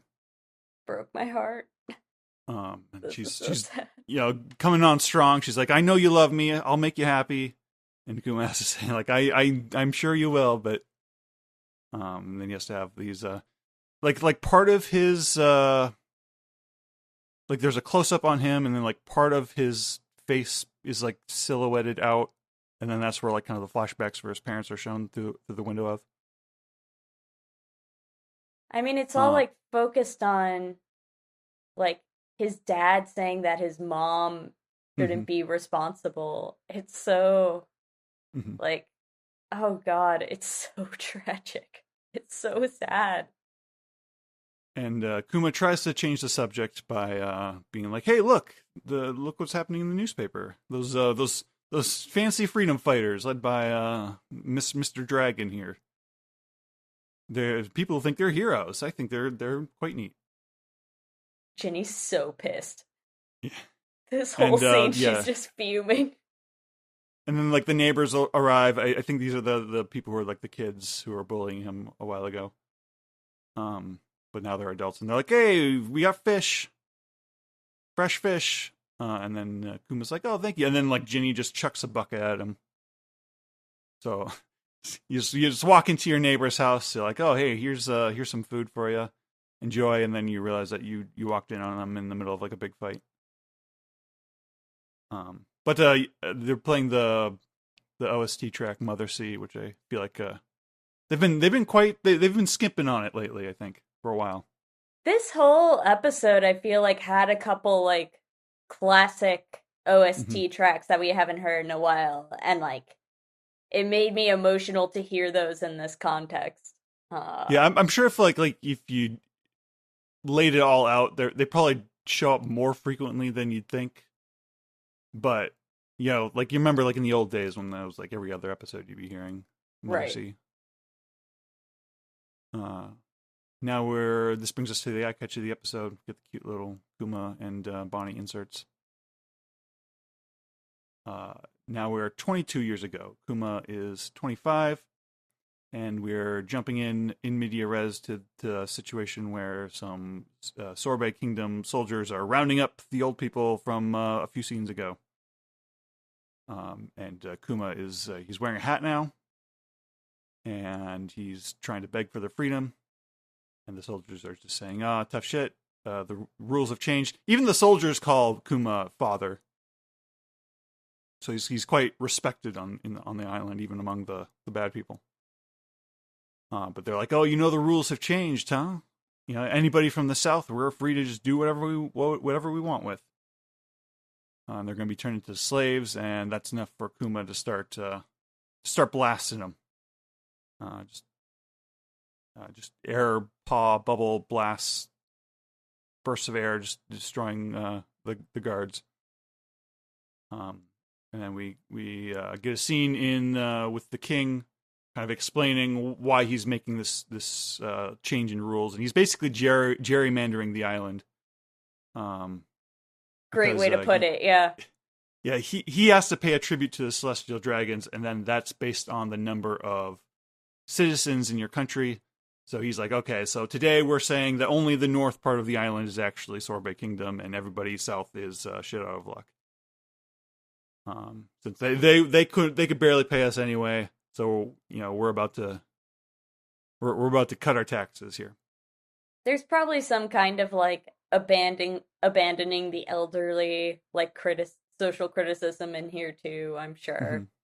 But like, yeah, like I mean, to hear you describe it as gerrymandering, it's like I was saying earlier, it all just sort of hits a particular way in this moment where you're just like, yep, mm-hmm, yep. Checks out. And naturally, Kuma finds himself in prison. And hey, look, Ginny and the other guys are in here already as well. It's like, oh, so what are you in for? It's like, oh, take a wild guess. So they're talking about preparing to have a fight with the world government. It's not going to end at just Sorbet Kingdom. And this is when some freedom fighters appear, and they break into the prison to help the prisoners escape. And it's Ivankov and dragons. So at some point in time, Ivankov joined the Revolutionary Army, or what's about to become the Revolutionary Army. Kuma is amazed to be meeting Dragon in person after admiring him in the newspaper. And so that naturally segues into Ginny and Kuma and all of them joining the Revolutionary Army. And at some other point in time, we have there's the revolutionaries are having a dinner together. The main figures that we know at this point in the story. Kuma's asking Dragon like, "Oh, so how did you get so much experience with weapons?" And Dragon just kind of makes an offhanded mention of having a short career in the Marines where he was unsatisfied with his role there. So again, now we're. That was like another line where if it existed in the manga, it really didn't stick with me. Mm-hmm. So to hear Dragon say that in the anime, I was like, oh, that makes sense. Yeah, exactly. Yeah, I had the same thought too of like, that's, like you could already kind of assume that like something like that shook down. But like, like something about just like having the line in there, just having the lore drop placed there firmly is nice. Yeah. And now we move ahead. Now we're 14 years ago, so they've been in the Revolutionary Army for some time now. We are in they just call it a certain kingdom. Either because it's somewhere important, or because they just didn't want to assign a name to it. Could be the same certain kingdom that Brooke worked for. Who knows? Could be. And we're getting a look at Ginny at this point in time. She's now the captain of the Revolutionary Army Eastern Forces. I believe that is what Bello Betty's role is in the present-day story. And she's talking with her men because she's she's blushing, she's getting excited, she's thinking about reuniting with Kuma and his group. So the implication then is that as part of their job as revolutionaries, they spend a lot of time apart now. And the men in her crew are joking about wishing they were Kuma because they all have a crush on Ginny. And then a mysterious figure approaches from behind. We just kind of see their foot enter frame. And then this is something I was kind of hoping that the anime would flesh out more. Same. Yeah, like not just having the hard cut to Dragon. Ginny's been kidnapped. But that's exactly how it plays out in the anime as well. Yep. And Kuma is distraught by the news. We're getting these red and blue images of Ginny and Kuma, and the camera pushing in on Kuma with his distraught face. And then boom, to be continued. Yeah, I fully agree. Like, what happens between here and what will happen next episode with Ginny spurred, I think, a particularly memorable episode of the main podcast. Right. It is sort of showing more of the abduction, or at least giving Ginny some on-camera time to fight back. Like, would center her in her own story a little more, instead of it sort of clearly being a vehicle for mainly Kuma, you know? Yeah, it's like, where it's frustrating for me is that, you know, like I can be kind of forgiving of the like kidnapped damsel as a shorthand for drama in stories sometimes. But like when it's like this mechanical, like it's not even like really trying that hard to like stand out or put any kind of unique emotion on it. It's just like, oh, how do sad flashbacks happen? Kidnapping. Yep. And it's also and yeah, just the hard cut. It's just an exposition. Totally. Close up faces. You barely have a sense of where they are. Yeah, like the control room or something. Like the Revolutionary Army control room. I don't know. And it's just extra frustrating because you get this sense that, I mean, she's like the captain of the Eastern Forces. She's like very capable, you know. Mm-hmm. She can fight. But even in the God Valley flashback, we don't see Ginny fight. Like, mm-hmm. we just sort of believe that she can, mm-hmm. But we're never shown it, and that feels like a bit of a waste.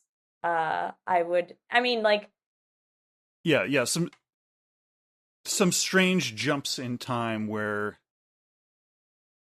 the message is like, you don't really, you know, like what you can already assume is enough for the story in some cases, but like when it's just like back to back to back, like this feels like a clip show of the story that we're watching for the first time. Totally. Yeah. And I mean, she's given, like, over the course of this episode, especially, like, you feel so drawn to her. Like, her character has mm-hmm. such a presence and such magnitude. Yeah, it's like, I really like the character, and I mm-hmm. want, like, I just wish that her potential and her story was explored. The nooks and crannies were a little more explored. Yeah. Any general thoughts on the episode beyond the cliffhanger? I mean, other than that, I mean, the whole flashback has been wonderful. Like, the anime's been killing it. It's been very, very moving. I did enjoy, like, because this takes place over like 16 years, and you see Kuma start to age, and he starts to get the jowls and stuff, but mm-hmm. I find it very funny that the old people in the town do not age at all. And he's like 18 True. In that first thing, True. And then like when he's freeing them as slaves, they're just 75.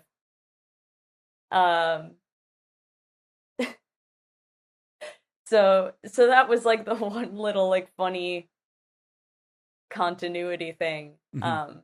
But overall, I think they're doing a great job.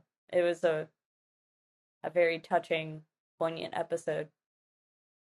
Yeah, I think that the bulk of the character work in the character drama in the flashback is really strong, and I really appreciate having the anime version to space it out more, and I feel like they've been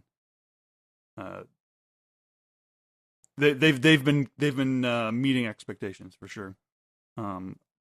Aside from like the one area we just discussed where it's like that really is an opportunity to kind of loosen up one of the overly tightened parts of the story.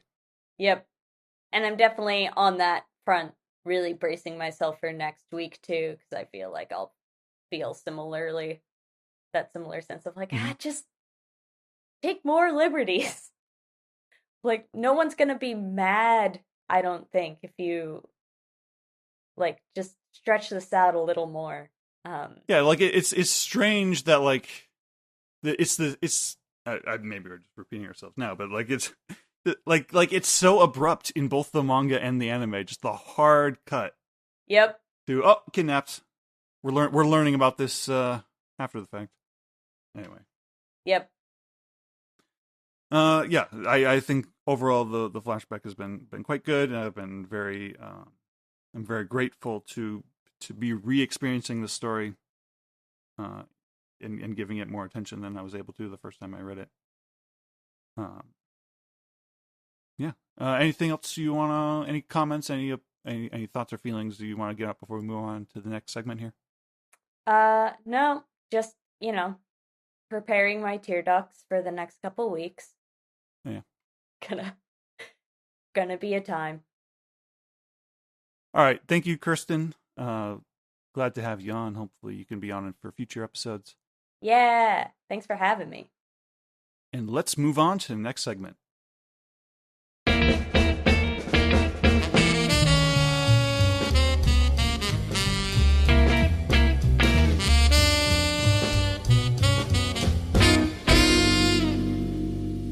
This is the Piece Together segment where we take your questions, comments, theories, and then really just throw it away in a classic yeet.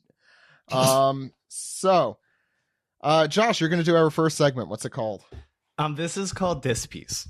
These are your user submitted questions on the Discord.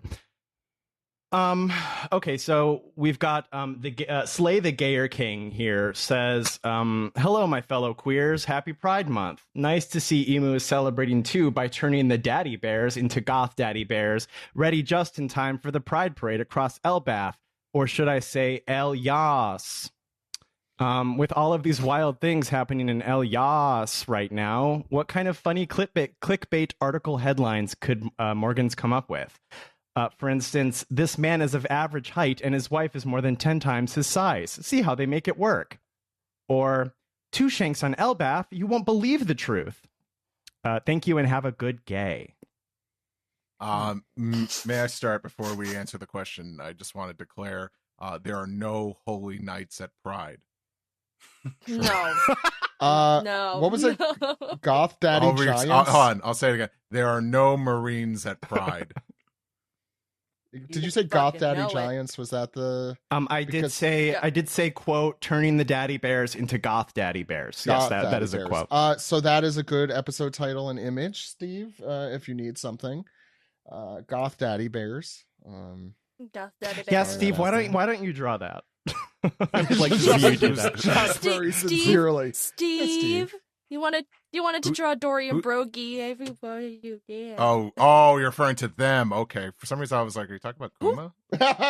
Kuma's not goth. He's of the cross.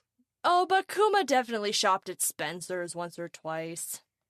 Where else is he gonna get giant t-shirts? He did it for his girlfriend. You know? With regards to the question, the clickbait headline, it could be something like, doctors hate him. One surefire trick to summon black ooze to transform your enemies.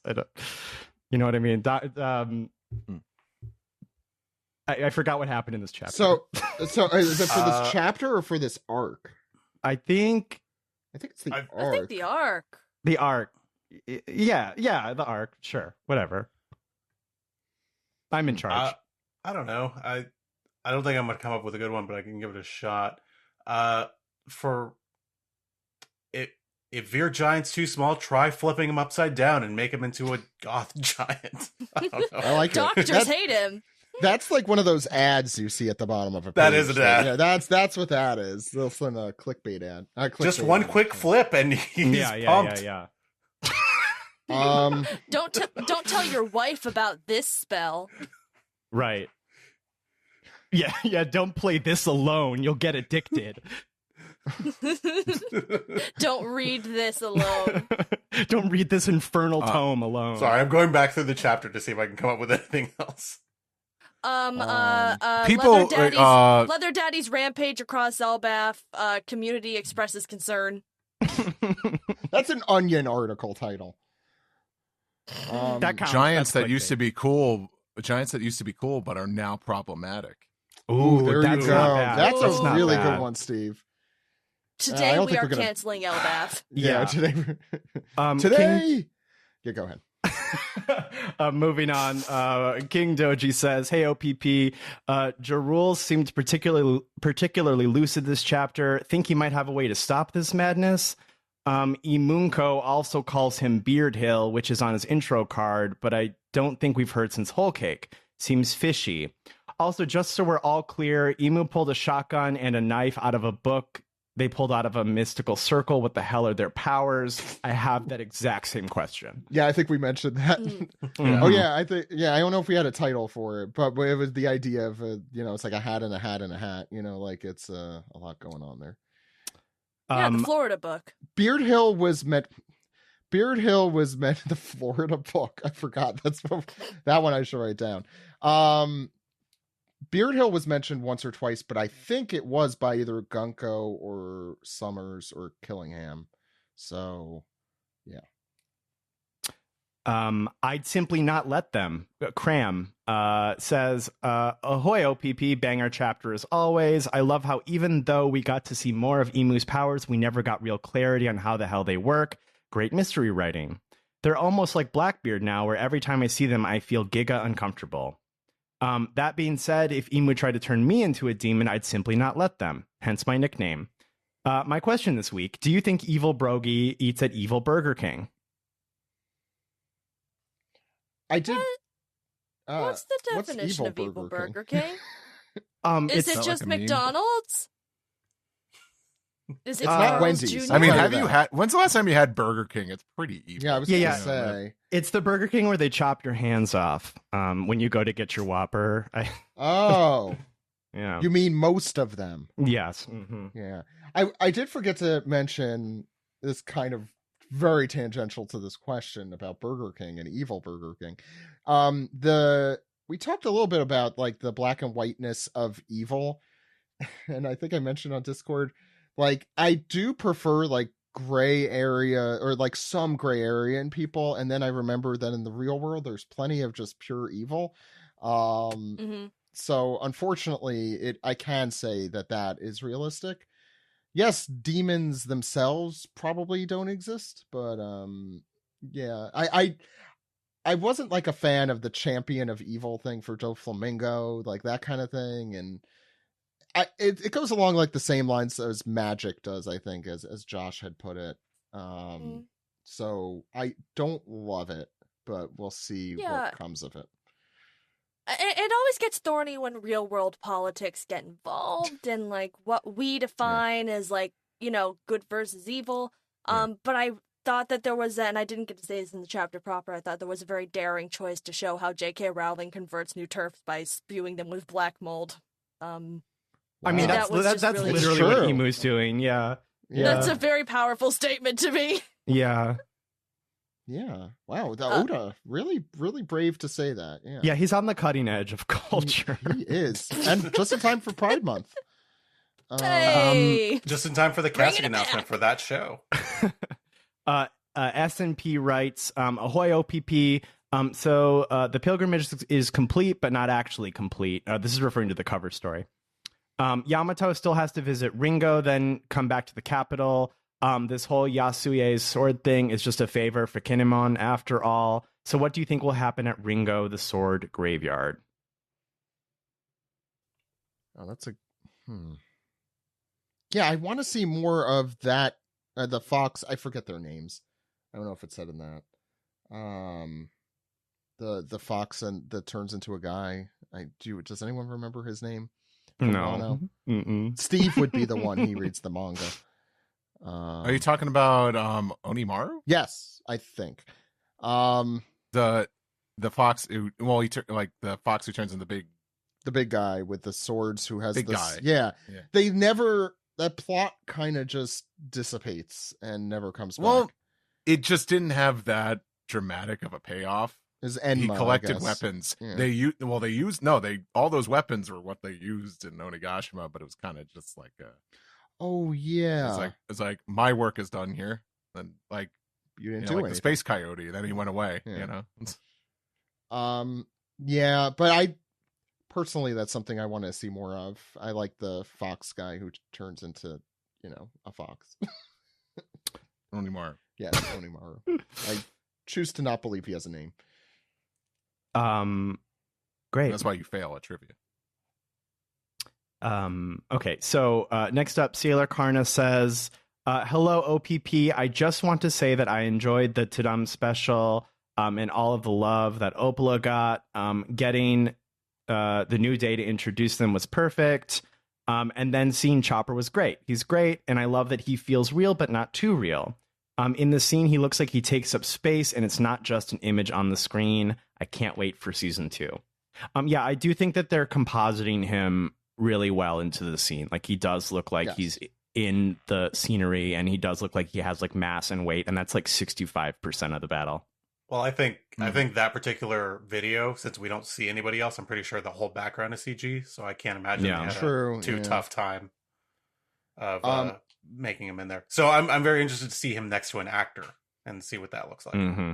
Steve, you were he'll be like, here, that's right, Chopper. Here, it's like, it's like, here's your glass of water, and they just like move. I mean, I'm sure they got the eye lines right and everything. Steve, you're a New Day fan, right? Or I remember you drawing a lot of art for them back in the day. I don't know. Yeah, your actual the Boys, the New Day. Yeah, which they're heel right now, so that was the most babyface thing they've done in a long time. Oh, this is wrestling. Okay, I had no idea what that meant. Yes, the New Day is a shouldn't you be impressed I know about this? Yeah, no, I but that was really cool seeing them. That's my melon head. My cantaloupe. No, you were Cantaloupe Face. Let's get this fucking straight. No, okay? I'm Cantaloupe Cranium. Yeah, I'm melon. Yeah, no, that's what I'm saying. Yeah, Steve's Cantaloupe Face. Listen to the intro. Steve's Cantaloupe Face. But no, I thought he was Cantaloupe Cranium. Steve is Cantaloupe I said cranium, but Cantaloupe Face kind of it's quicker, but yet more offensive. So I forget which one is which with the melons all the time. Leaving that 30-second pause in as well. I think it's Zach's always asking about the melons. Yeah,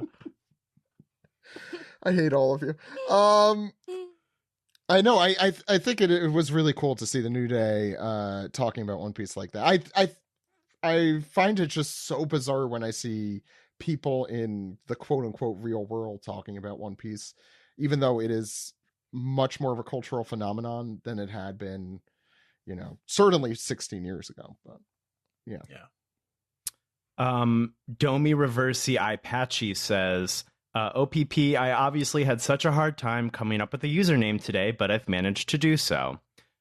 Wow. This is reverse eye patch, by the way. Yeah. Mm-hmm. Wow. So Emu has the power to possess people, turn them into demons, summon portals, make weapons look more evil, and take a knife out of a book. I wonder if this mysterious genocidal ruler of the world who manifests with a big devil tail, bat wings, pitchfork, interesting, that Moo doesn't even use, and interesting. The interesting is all I'm saying about that. Moo doesn't even use, and Dark Magical Tome might be the bad guy. Probably not, or Moo would say something like, I give thee the power of evil. A good thing these are the good and holy leaders we are talking about. So true. By the way, fucking Google AI, I search what weapon does the devil hold to see, Satan primarily uses the weapon of doubt, unbelief, and discouragement to weaken faith. Fuck you, Google. That's actually true. That is his. That is I his go to main church. Josh, I am not. I mean, my understanding is Jesus uses that too. So. Mm-hmm. You know what? Wikipedia says devil's pitchfork. Yeah, I didn't say that word for no reason. Yeah, but then it says a devil's pitchfork can return to oblive, which is a tuning fork. Plants in the genus, I kid you not, Bidens, and twin lead radio frequency electrical cables. So even Paul do that intentionally? Yeah. Guys, it's so Jover. I kid you fucking not that is a plant. They're also called beggar sticks, beggar ticks, blackjack, burr marigolds, cobbler's pegs. These all sound euphemistic. Damn, I gotta get my cobbler pegs. Happy Pride, everybody. Stick seeds, tick seeds, or tick seed sunflowers. So really enjoy your Bidens out there is all I have to say. I don't know how I got onto that. For our last diss piece question today, Big Mike says, "Happy anniversary, OPP. Since the series is in its final years, will we still continue the podcast after the main series ends and release the podcast less frequently, covering spin-offs and sequel episodes that follow? Will you guys do other stuff with your lives? And then go back to releasing several episodes a week like you used to when you were retired and living on a rest home on the moon, that have nothing better to do than podcast?" No, I don't know what happens when the podcast ends. Hey, yeah, Zach. You got to take Josh on that. Josh is really the one fielding. No, obviously what we're going to do is we're going to have One Piece Podcast Babies after that, or One Piece Podcast Junior. I haven't decided, but one of those. And then OPP Junior? Really? Yeah, I'm we're going to make sure of a junior series, Zach. We don't need to do that. What if OPP the next generation? What if One Piece was or what if the OPP was Cheers and then we had a Frasier? You know what I mean? That's what we need. We need a Frasier. We do need. Yeah, that. so it's like Frasier. It's like kind of similar, but it's like not as funny, and it's like more verbose. So like me and Delaney will be on it, is what I'm saying. Yeah, the more verbosity, the better. And that's it. Your way really, in the cast Delaney? Today. That's his catchphrase. Oh, really, Delaney? Zach, do you want to give a legitimate answer here? Do I have to? You don't have to. No, I mean, I don't know. I guess my legitimate answer is like my main plan. Well, first of all, we don't have lives. We're going to do this forever. Steve doesn't have anything else to do particularly. No other podcasts. One Piece will never die. Well, that's probably true. Only the podcasters who talk about it. I mean, we all die, Steve. Except for One Piece, obviously. And Emu for some reason. But what I was going to say... What are you talking about? I don't even fucking know anymore. He's just free associating, Steve. Doing a Jeff Goldblum riff. What I was going to say is my plan at the moment is that we go until the manga ends and then either continue less frequently afterward, or it's just I am personally taking more of a step back, probably either when the manga or the anime ends. But I mean, like, who the hell could predict what happens tomorrow, let alone in 35 years when One Piece ends?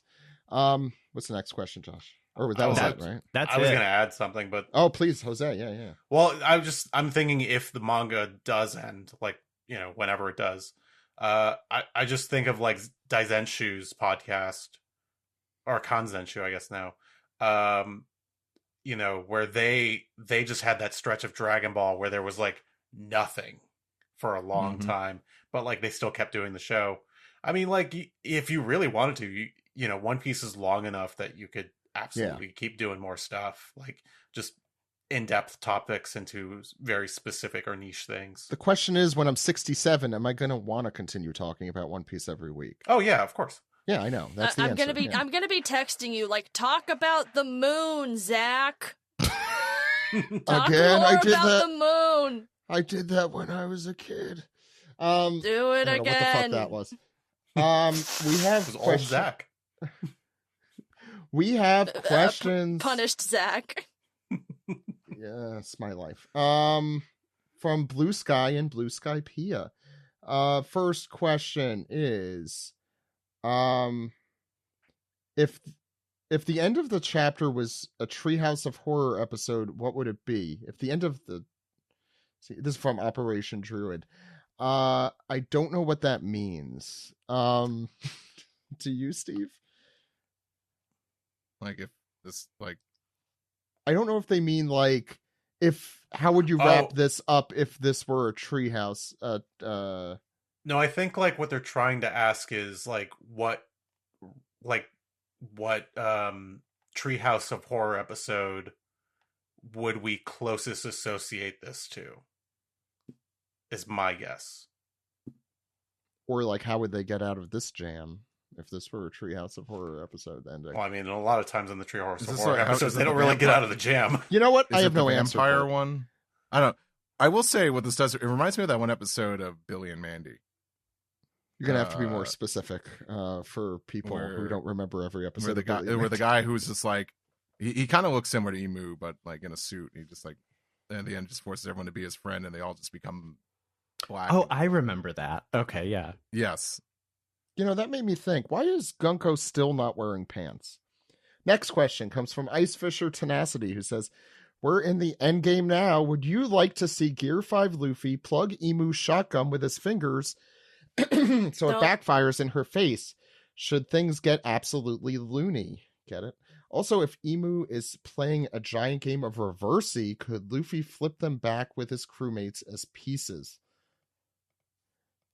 This did remind me of one thing I wanted to mention.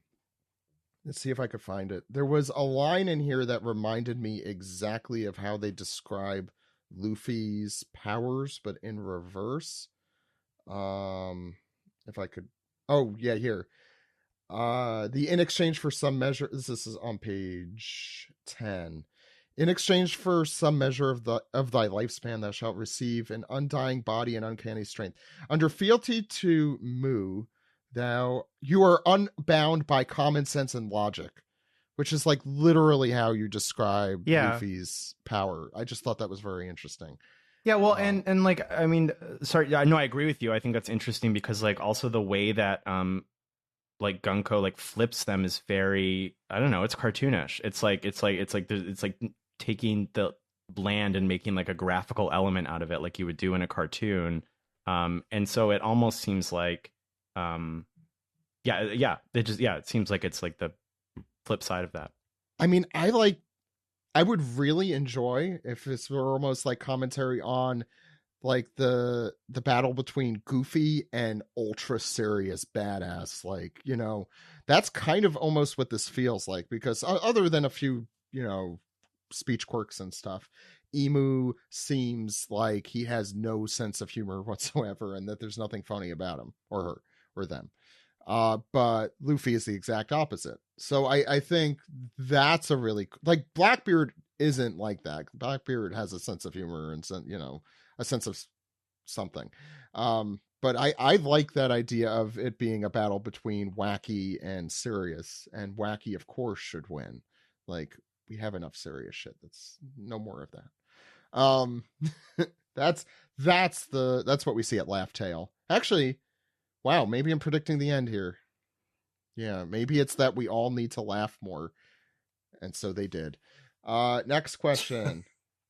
This is from Cherry, who says, yeah, I have a question. What the fuck?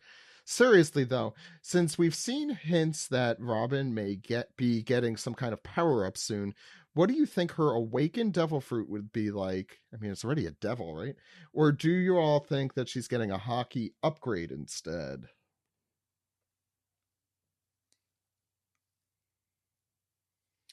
With there being I don't think there's anything here that's hinting at this is exactly what Robin's power up is going to be. I think. Do you think we're actually getting one? If I never thought about it. I mean, if she were to get a power up, I mean, like she already is able to use her devil fruit kind of all over the place. So it seems like if she could take away her weakness, which is that like the arms hurt, like if she could like cover them with hockey or whatever, like Zoro and Sanji do. I don't know, I guess. I didn't know we were going towards a Robin power-up. I didn't realize that was on the horizon. I think this is just none of us noticed that. Yeah, but I mean, if I thought we already had it back in Wano. Like, that was the whole thing with the Black Maria fight. I also think... Where's there more to go? I think the devil vibe with her and what's going on would actually be a lot of fun here. lot of the night at Bull Mountain. Let's see. Kumatori says, now we got literal demons and devils. Is this what will lead into revealing the origin of devil fruits, or the real reason why they call them devil fruits? By the way, I will be hearing this answer 3 months from now, because I listened to my podcast in chronological order and I'm in March. Oh, simple March. So I hope you enjoy this in September. Yeah. Anyway, yeah. Anyone think there's a connection between devil fruits and what's happening? That's the question. I mean, I did so. Kind of think, yeah. I think that's a good theory. I mean, when you're listening to this in September, you might know the answer. Well, think about. We certainly don't. Well, no, we don't. Remember Vegapunk's whole thing too about them kind of being like people's dreams, right? So I don't know. Yeah, I was. Oda would introduce that. Just be like, no, it was sorry. I was talking crazy. At first, I kind of didn't want it to be a devil fruit, this, whatever Emu's power is. But the more I think about it, the more I think it is either a devil fruit or an assortment of them or something like that. Why not? It'd be the devil fruit, the original devil fruit. Yeah, it's called a devil fruit. The original sin. It's the devil fruit. Ate the apple. The sin fruit. Sin. I like the original. What onomatopoeia would sin make is the question. Stephen Paul's not on the episode today. I don't know what you want from us. Yeah. You're asking the wrong group. Witty repertoire. Repertoire. I'm tired. I have children. I'm tired. That's about we all have children. It's 3 in the morning over here, Zach. What's your fucking excuse? You can't use that excuse for not being funny. I have children. I can, and comedians have used that excuse for millennia. Next question. No, they just got lazy. Next question is Poetry in Motion, who says, with this chapter's further establishment of demons, is it possible that this is where the occultists, meaning us on the One Piece podcast, from Brook's time skip scene will become relevant? This would tie in nicely with his impending backstory. Excellent. I like it. I don't think it'll have anything to do with his backstory, because I think that was just a joke because he's a skeleton, personally. But having been one of those occultists, we need to come back. And if Emily or Anthony or whoever's directing in 10 years when this happens, make sure you get us. Yeah, we're available. Yeah, me, Jose, Steve, Jammer, and Ed. We're all available. That episode is 421 of the One Piece anime dub. Yes, so please listen. And if Jammer's not available, you could just get Alex. They sound exactly identical. You would never know. Zach, is there something else you need to do? Do you need to, offer him anything? No. Next question. Wait, Zach, do you like offering them more? Is there a certain numerical amount you want to offer them? No, I'm good. Next question comes from Nacho, who says, ahoy, OPP. I refuse to give you what you're asking for. I'm not your puppet. Ahoy, OPP. In Wano, we had everyone's favorite Ice Oni plot. But will Chopper find the cure for the biblically accurate Oni? If not, will the 10th Straw Hat be an exorcist? And this is the people who called Robin a demon. It'd be funny if she reveals to the world Emu's demonic look. I think that's more of a comment. That's fair. But that's all fair. That would be some good turnabout. Sam, are there not already 10? Am I miscounting? Aren't there 10 already? I think they mean 10, not including Luffy. I think that has been like a theory. I know that you guys around. don't read the manga, but Luffy's actually the captain of the crew, and I just think he counts. I do too. I do too, for the record. Yes. Okay. I've just seen that floating around generally. Sam Fisher says, Emu saying, I give thee the power of evil feels very explicit. I don't know how many villains or antagonists see themselves as evil. Is evil explicitly used in the original Japanese? Well, Stephen Paul / Josh McKenzie, can you answer that? Yes. Oh my god, yeah, I can. I have no idea. I don't know. You should just roll with it.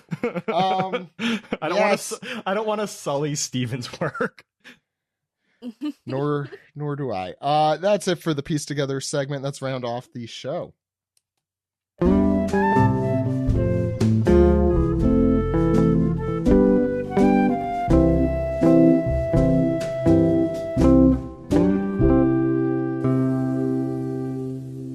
This has been the One Piece Podcast, episode 870 for June 2nd, 2025. Thanks so much. This was a fun and interesting show. I learned a lot about Shinkansen. Yeah. Is that the plural? Shinkansens. Shinkansenai. I don't know. Yeah, that's why you listen to us, for that kind of information. Yeah. Jose, where can people find you? You can find me on Blue Sky at arguingmeadows.com, which is also my website, arguingmeadows.com, which is not built very much. I'm going to be going to the Techo convention this July, and I'll be taking photos there. So if you're interested in doing that, taking some cosplay photos with me, go to my website. There's an application and details on how much that costs, and you can sign up there. Thanks. Thanks, Jose. Delaney. Same places as usual. Delaney L. Jordan on Twitter, Infinite Snow on Blue Sky, Infinite Snow Productions on YouTube. I might have said this the last time that I was on, but once again, just want to reiterate, if you guys are a part of the audience that got Man Bad Horror to now be the most viewed video on my channel, which is fucking insane ass shit, thank you for that. I am super, super grateful. I am now writing something much less serious, so enjoy being disappointed. But other than that, same shit as usual here every week. I'm one of the people who watched it finally, after slandering it on air. You're so repeatedly. based, Zach. You're so based for watching it. Why would you denigrate her work on air? Steve, long pause. Delaney adds 35 more seconds to that. No, Zach was very nice Steve, about the video. No, it was very good, and I recommend people watch it. And I'm not just saying that because I have someone with a Bible pointing a Florida book with a dagger and a shotgun pointed at me. But no, sorry, go ahead, Steve. In all seriousness, it's a good watch, and you should watch it. Steve. You can find me and all my Cantaloupe content at steveyurko.com. Cantaloupe content, there it is.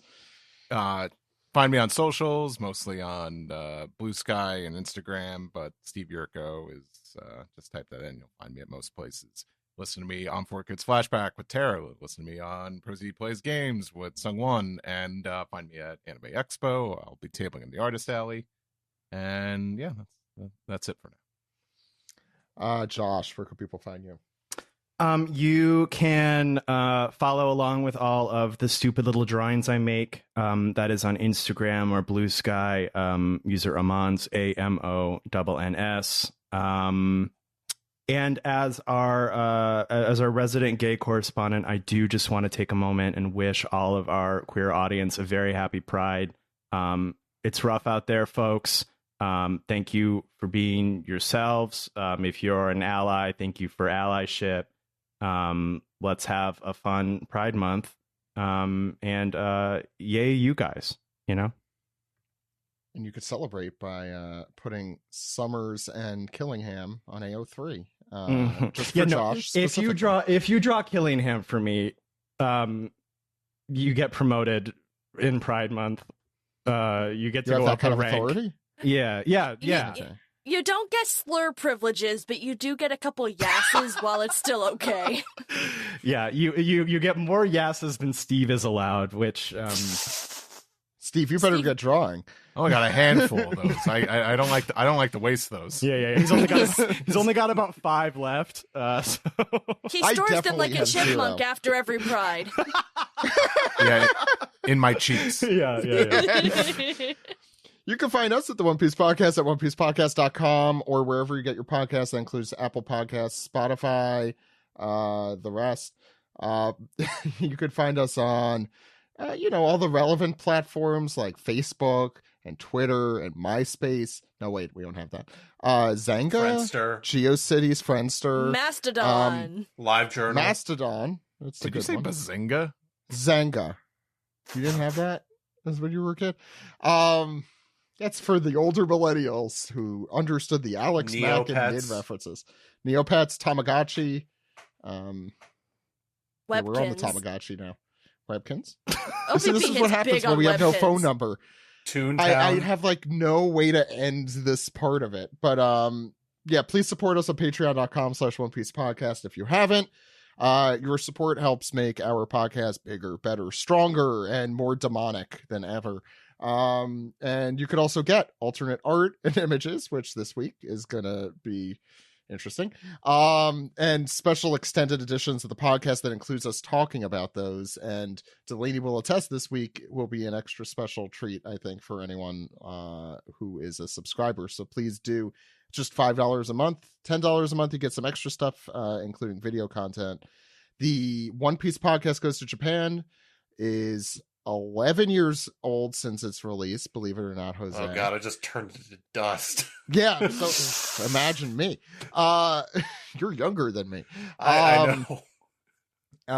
And so please check it out, oppjapan.com. And if you're on it's free. There's a really cool shot of the Shinkansen in the movie, so it's totally worth it. There's several of those, I think. Yeah, there's more than one. I think it's worth it just for that. If you become a patron today, okay, you can see exclusively the first look of my new lower back tattoo that I will be getting immediately after this episode.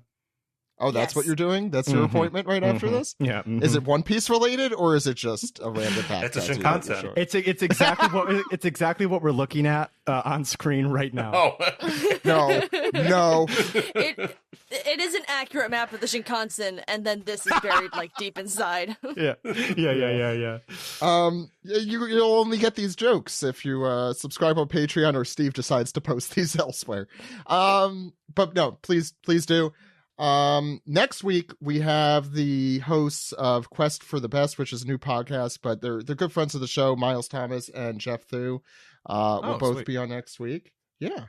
And I think we have another chapter next week, 1151, so we'll find out then. But until then, my name is Zach. And my name is Steve. Big thanks to Ed for coming on the show, who had to run off. But thanks to Delaney, Jose, Josh. We'll see you next week, everyone. Goodbye. Bye. See you later. Happy Pride. Yas. Oh, shit. I only got 4 more now. Yeah, it's a How demerit. could you do that, Steve? You just wasted it like that? No one's even going to hear that. That's a demerit.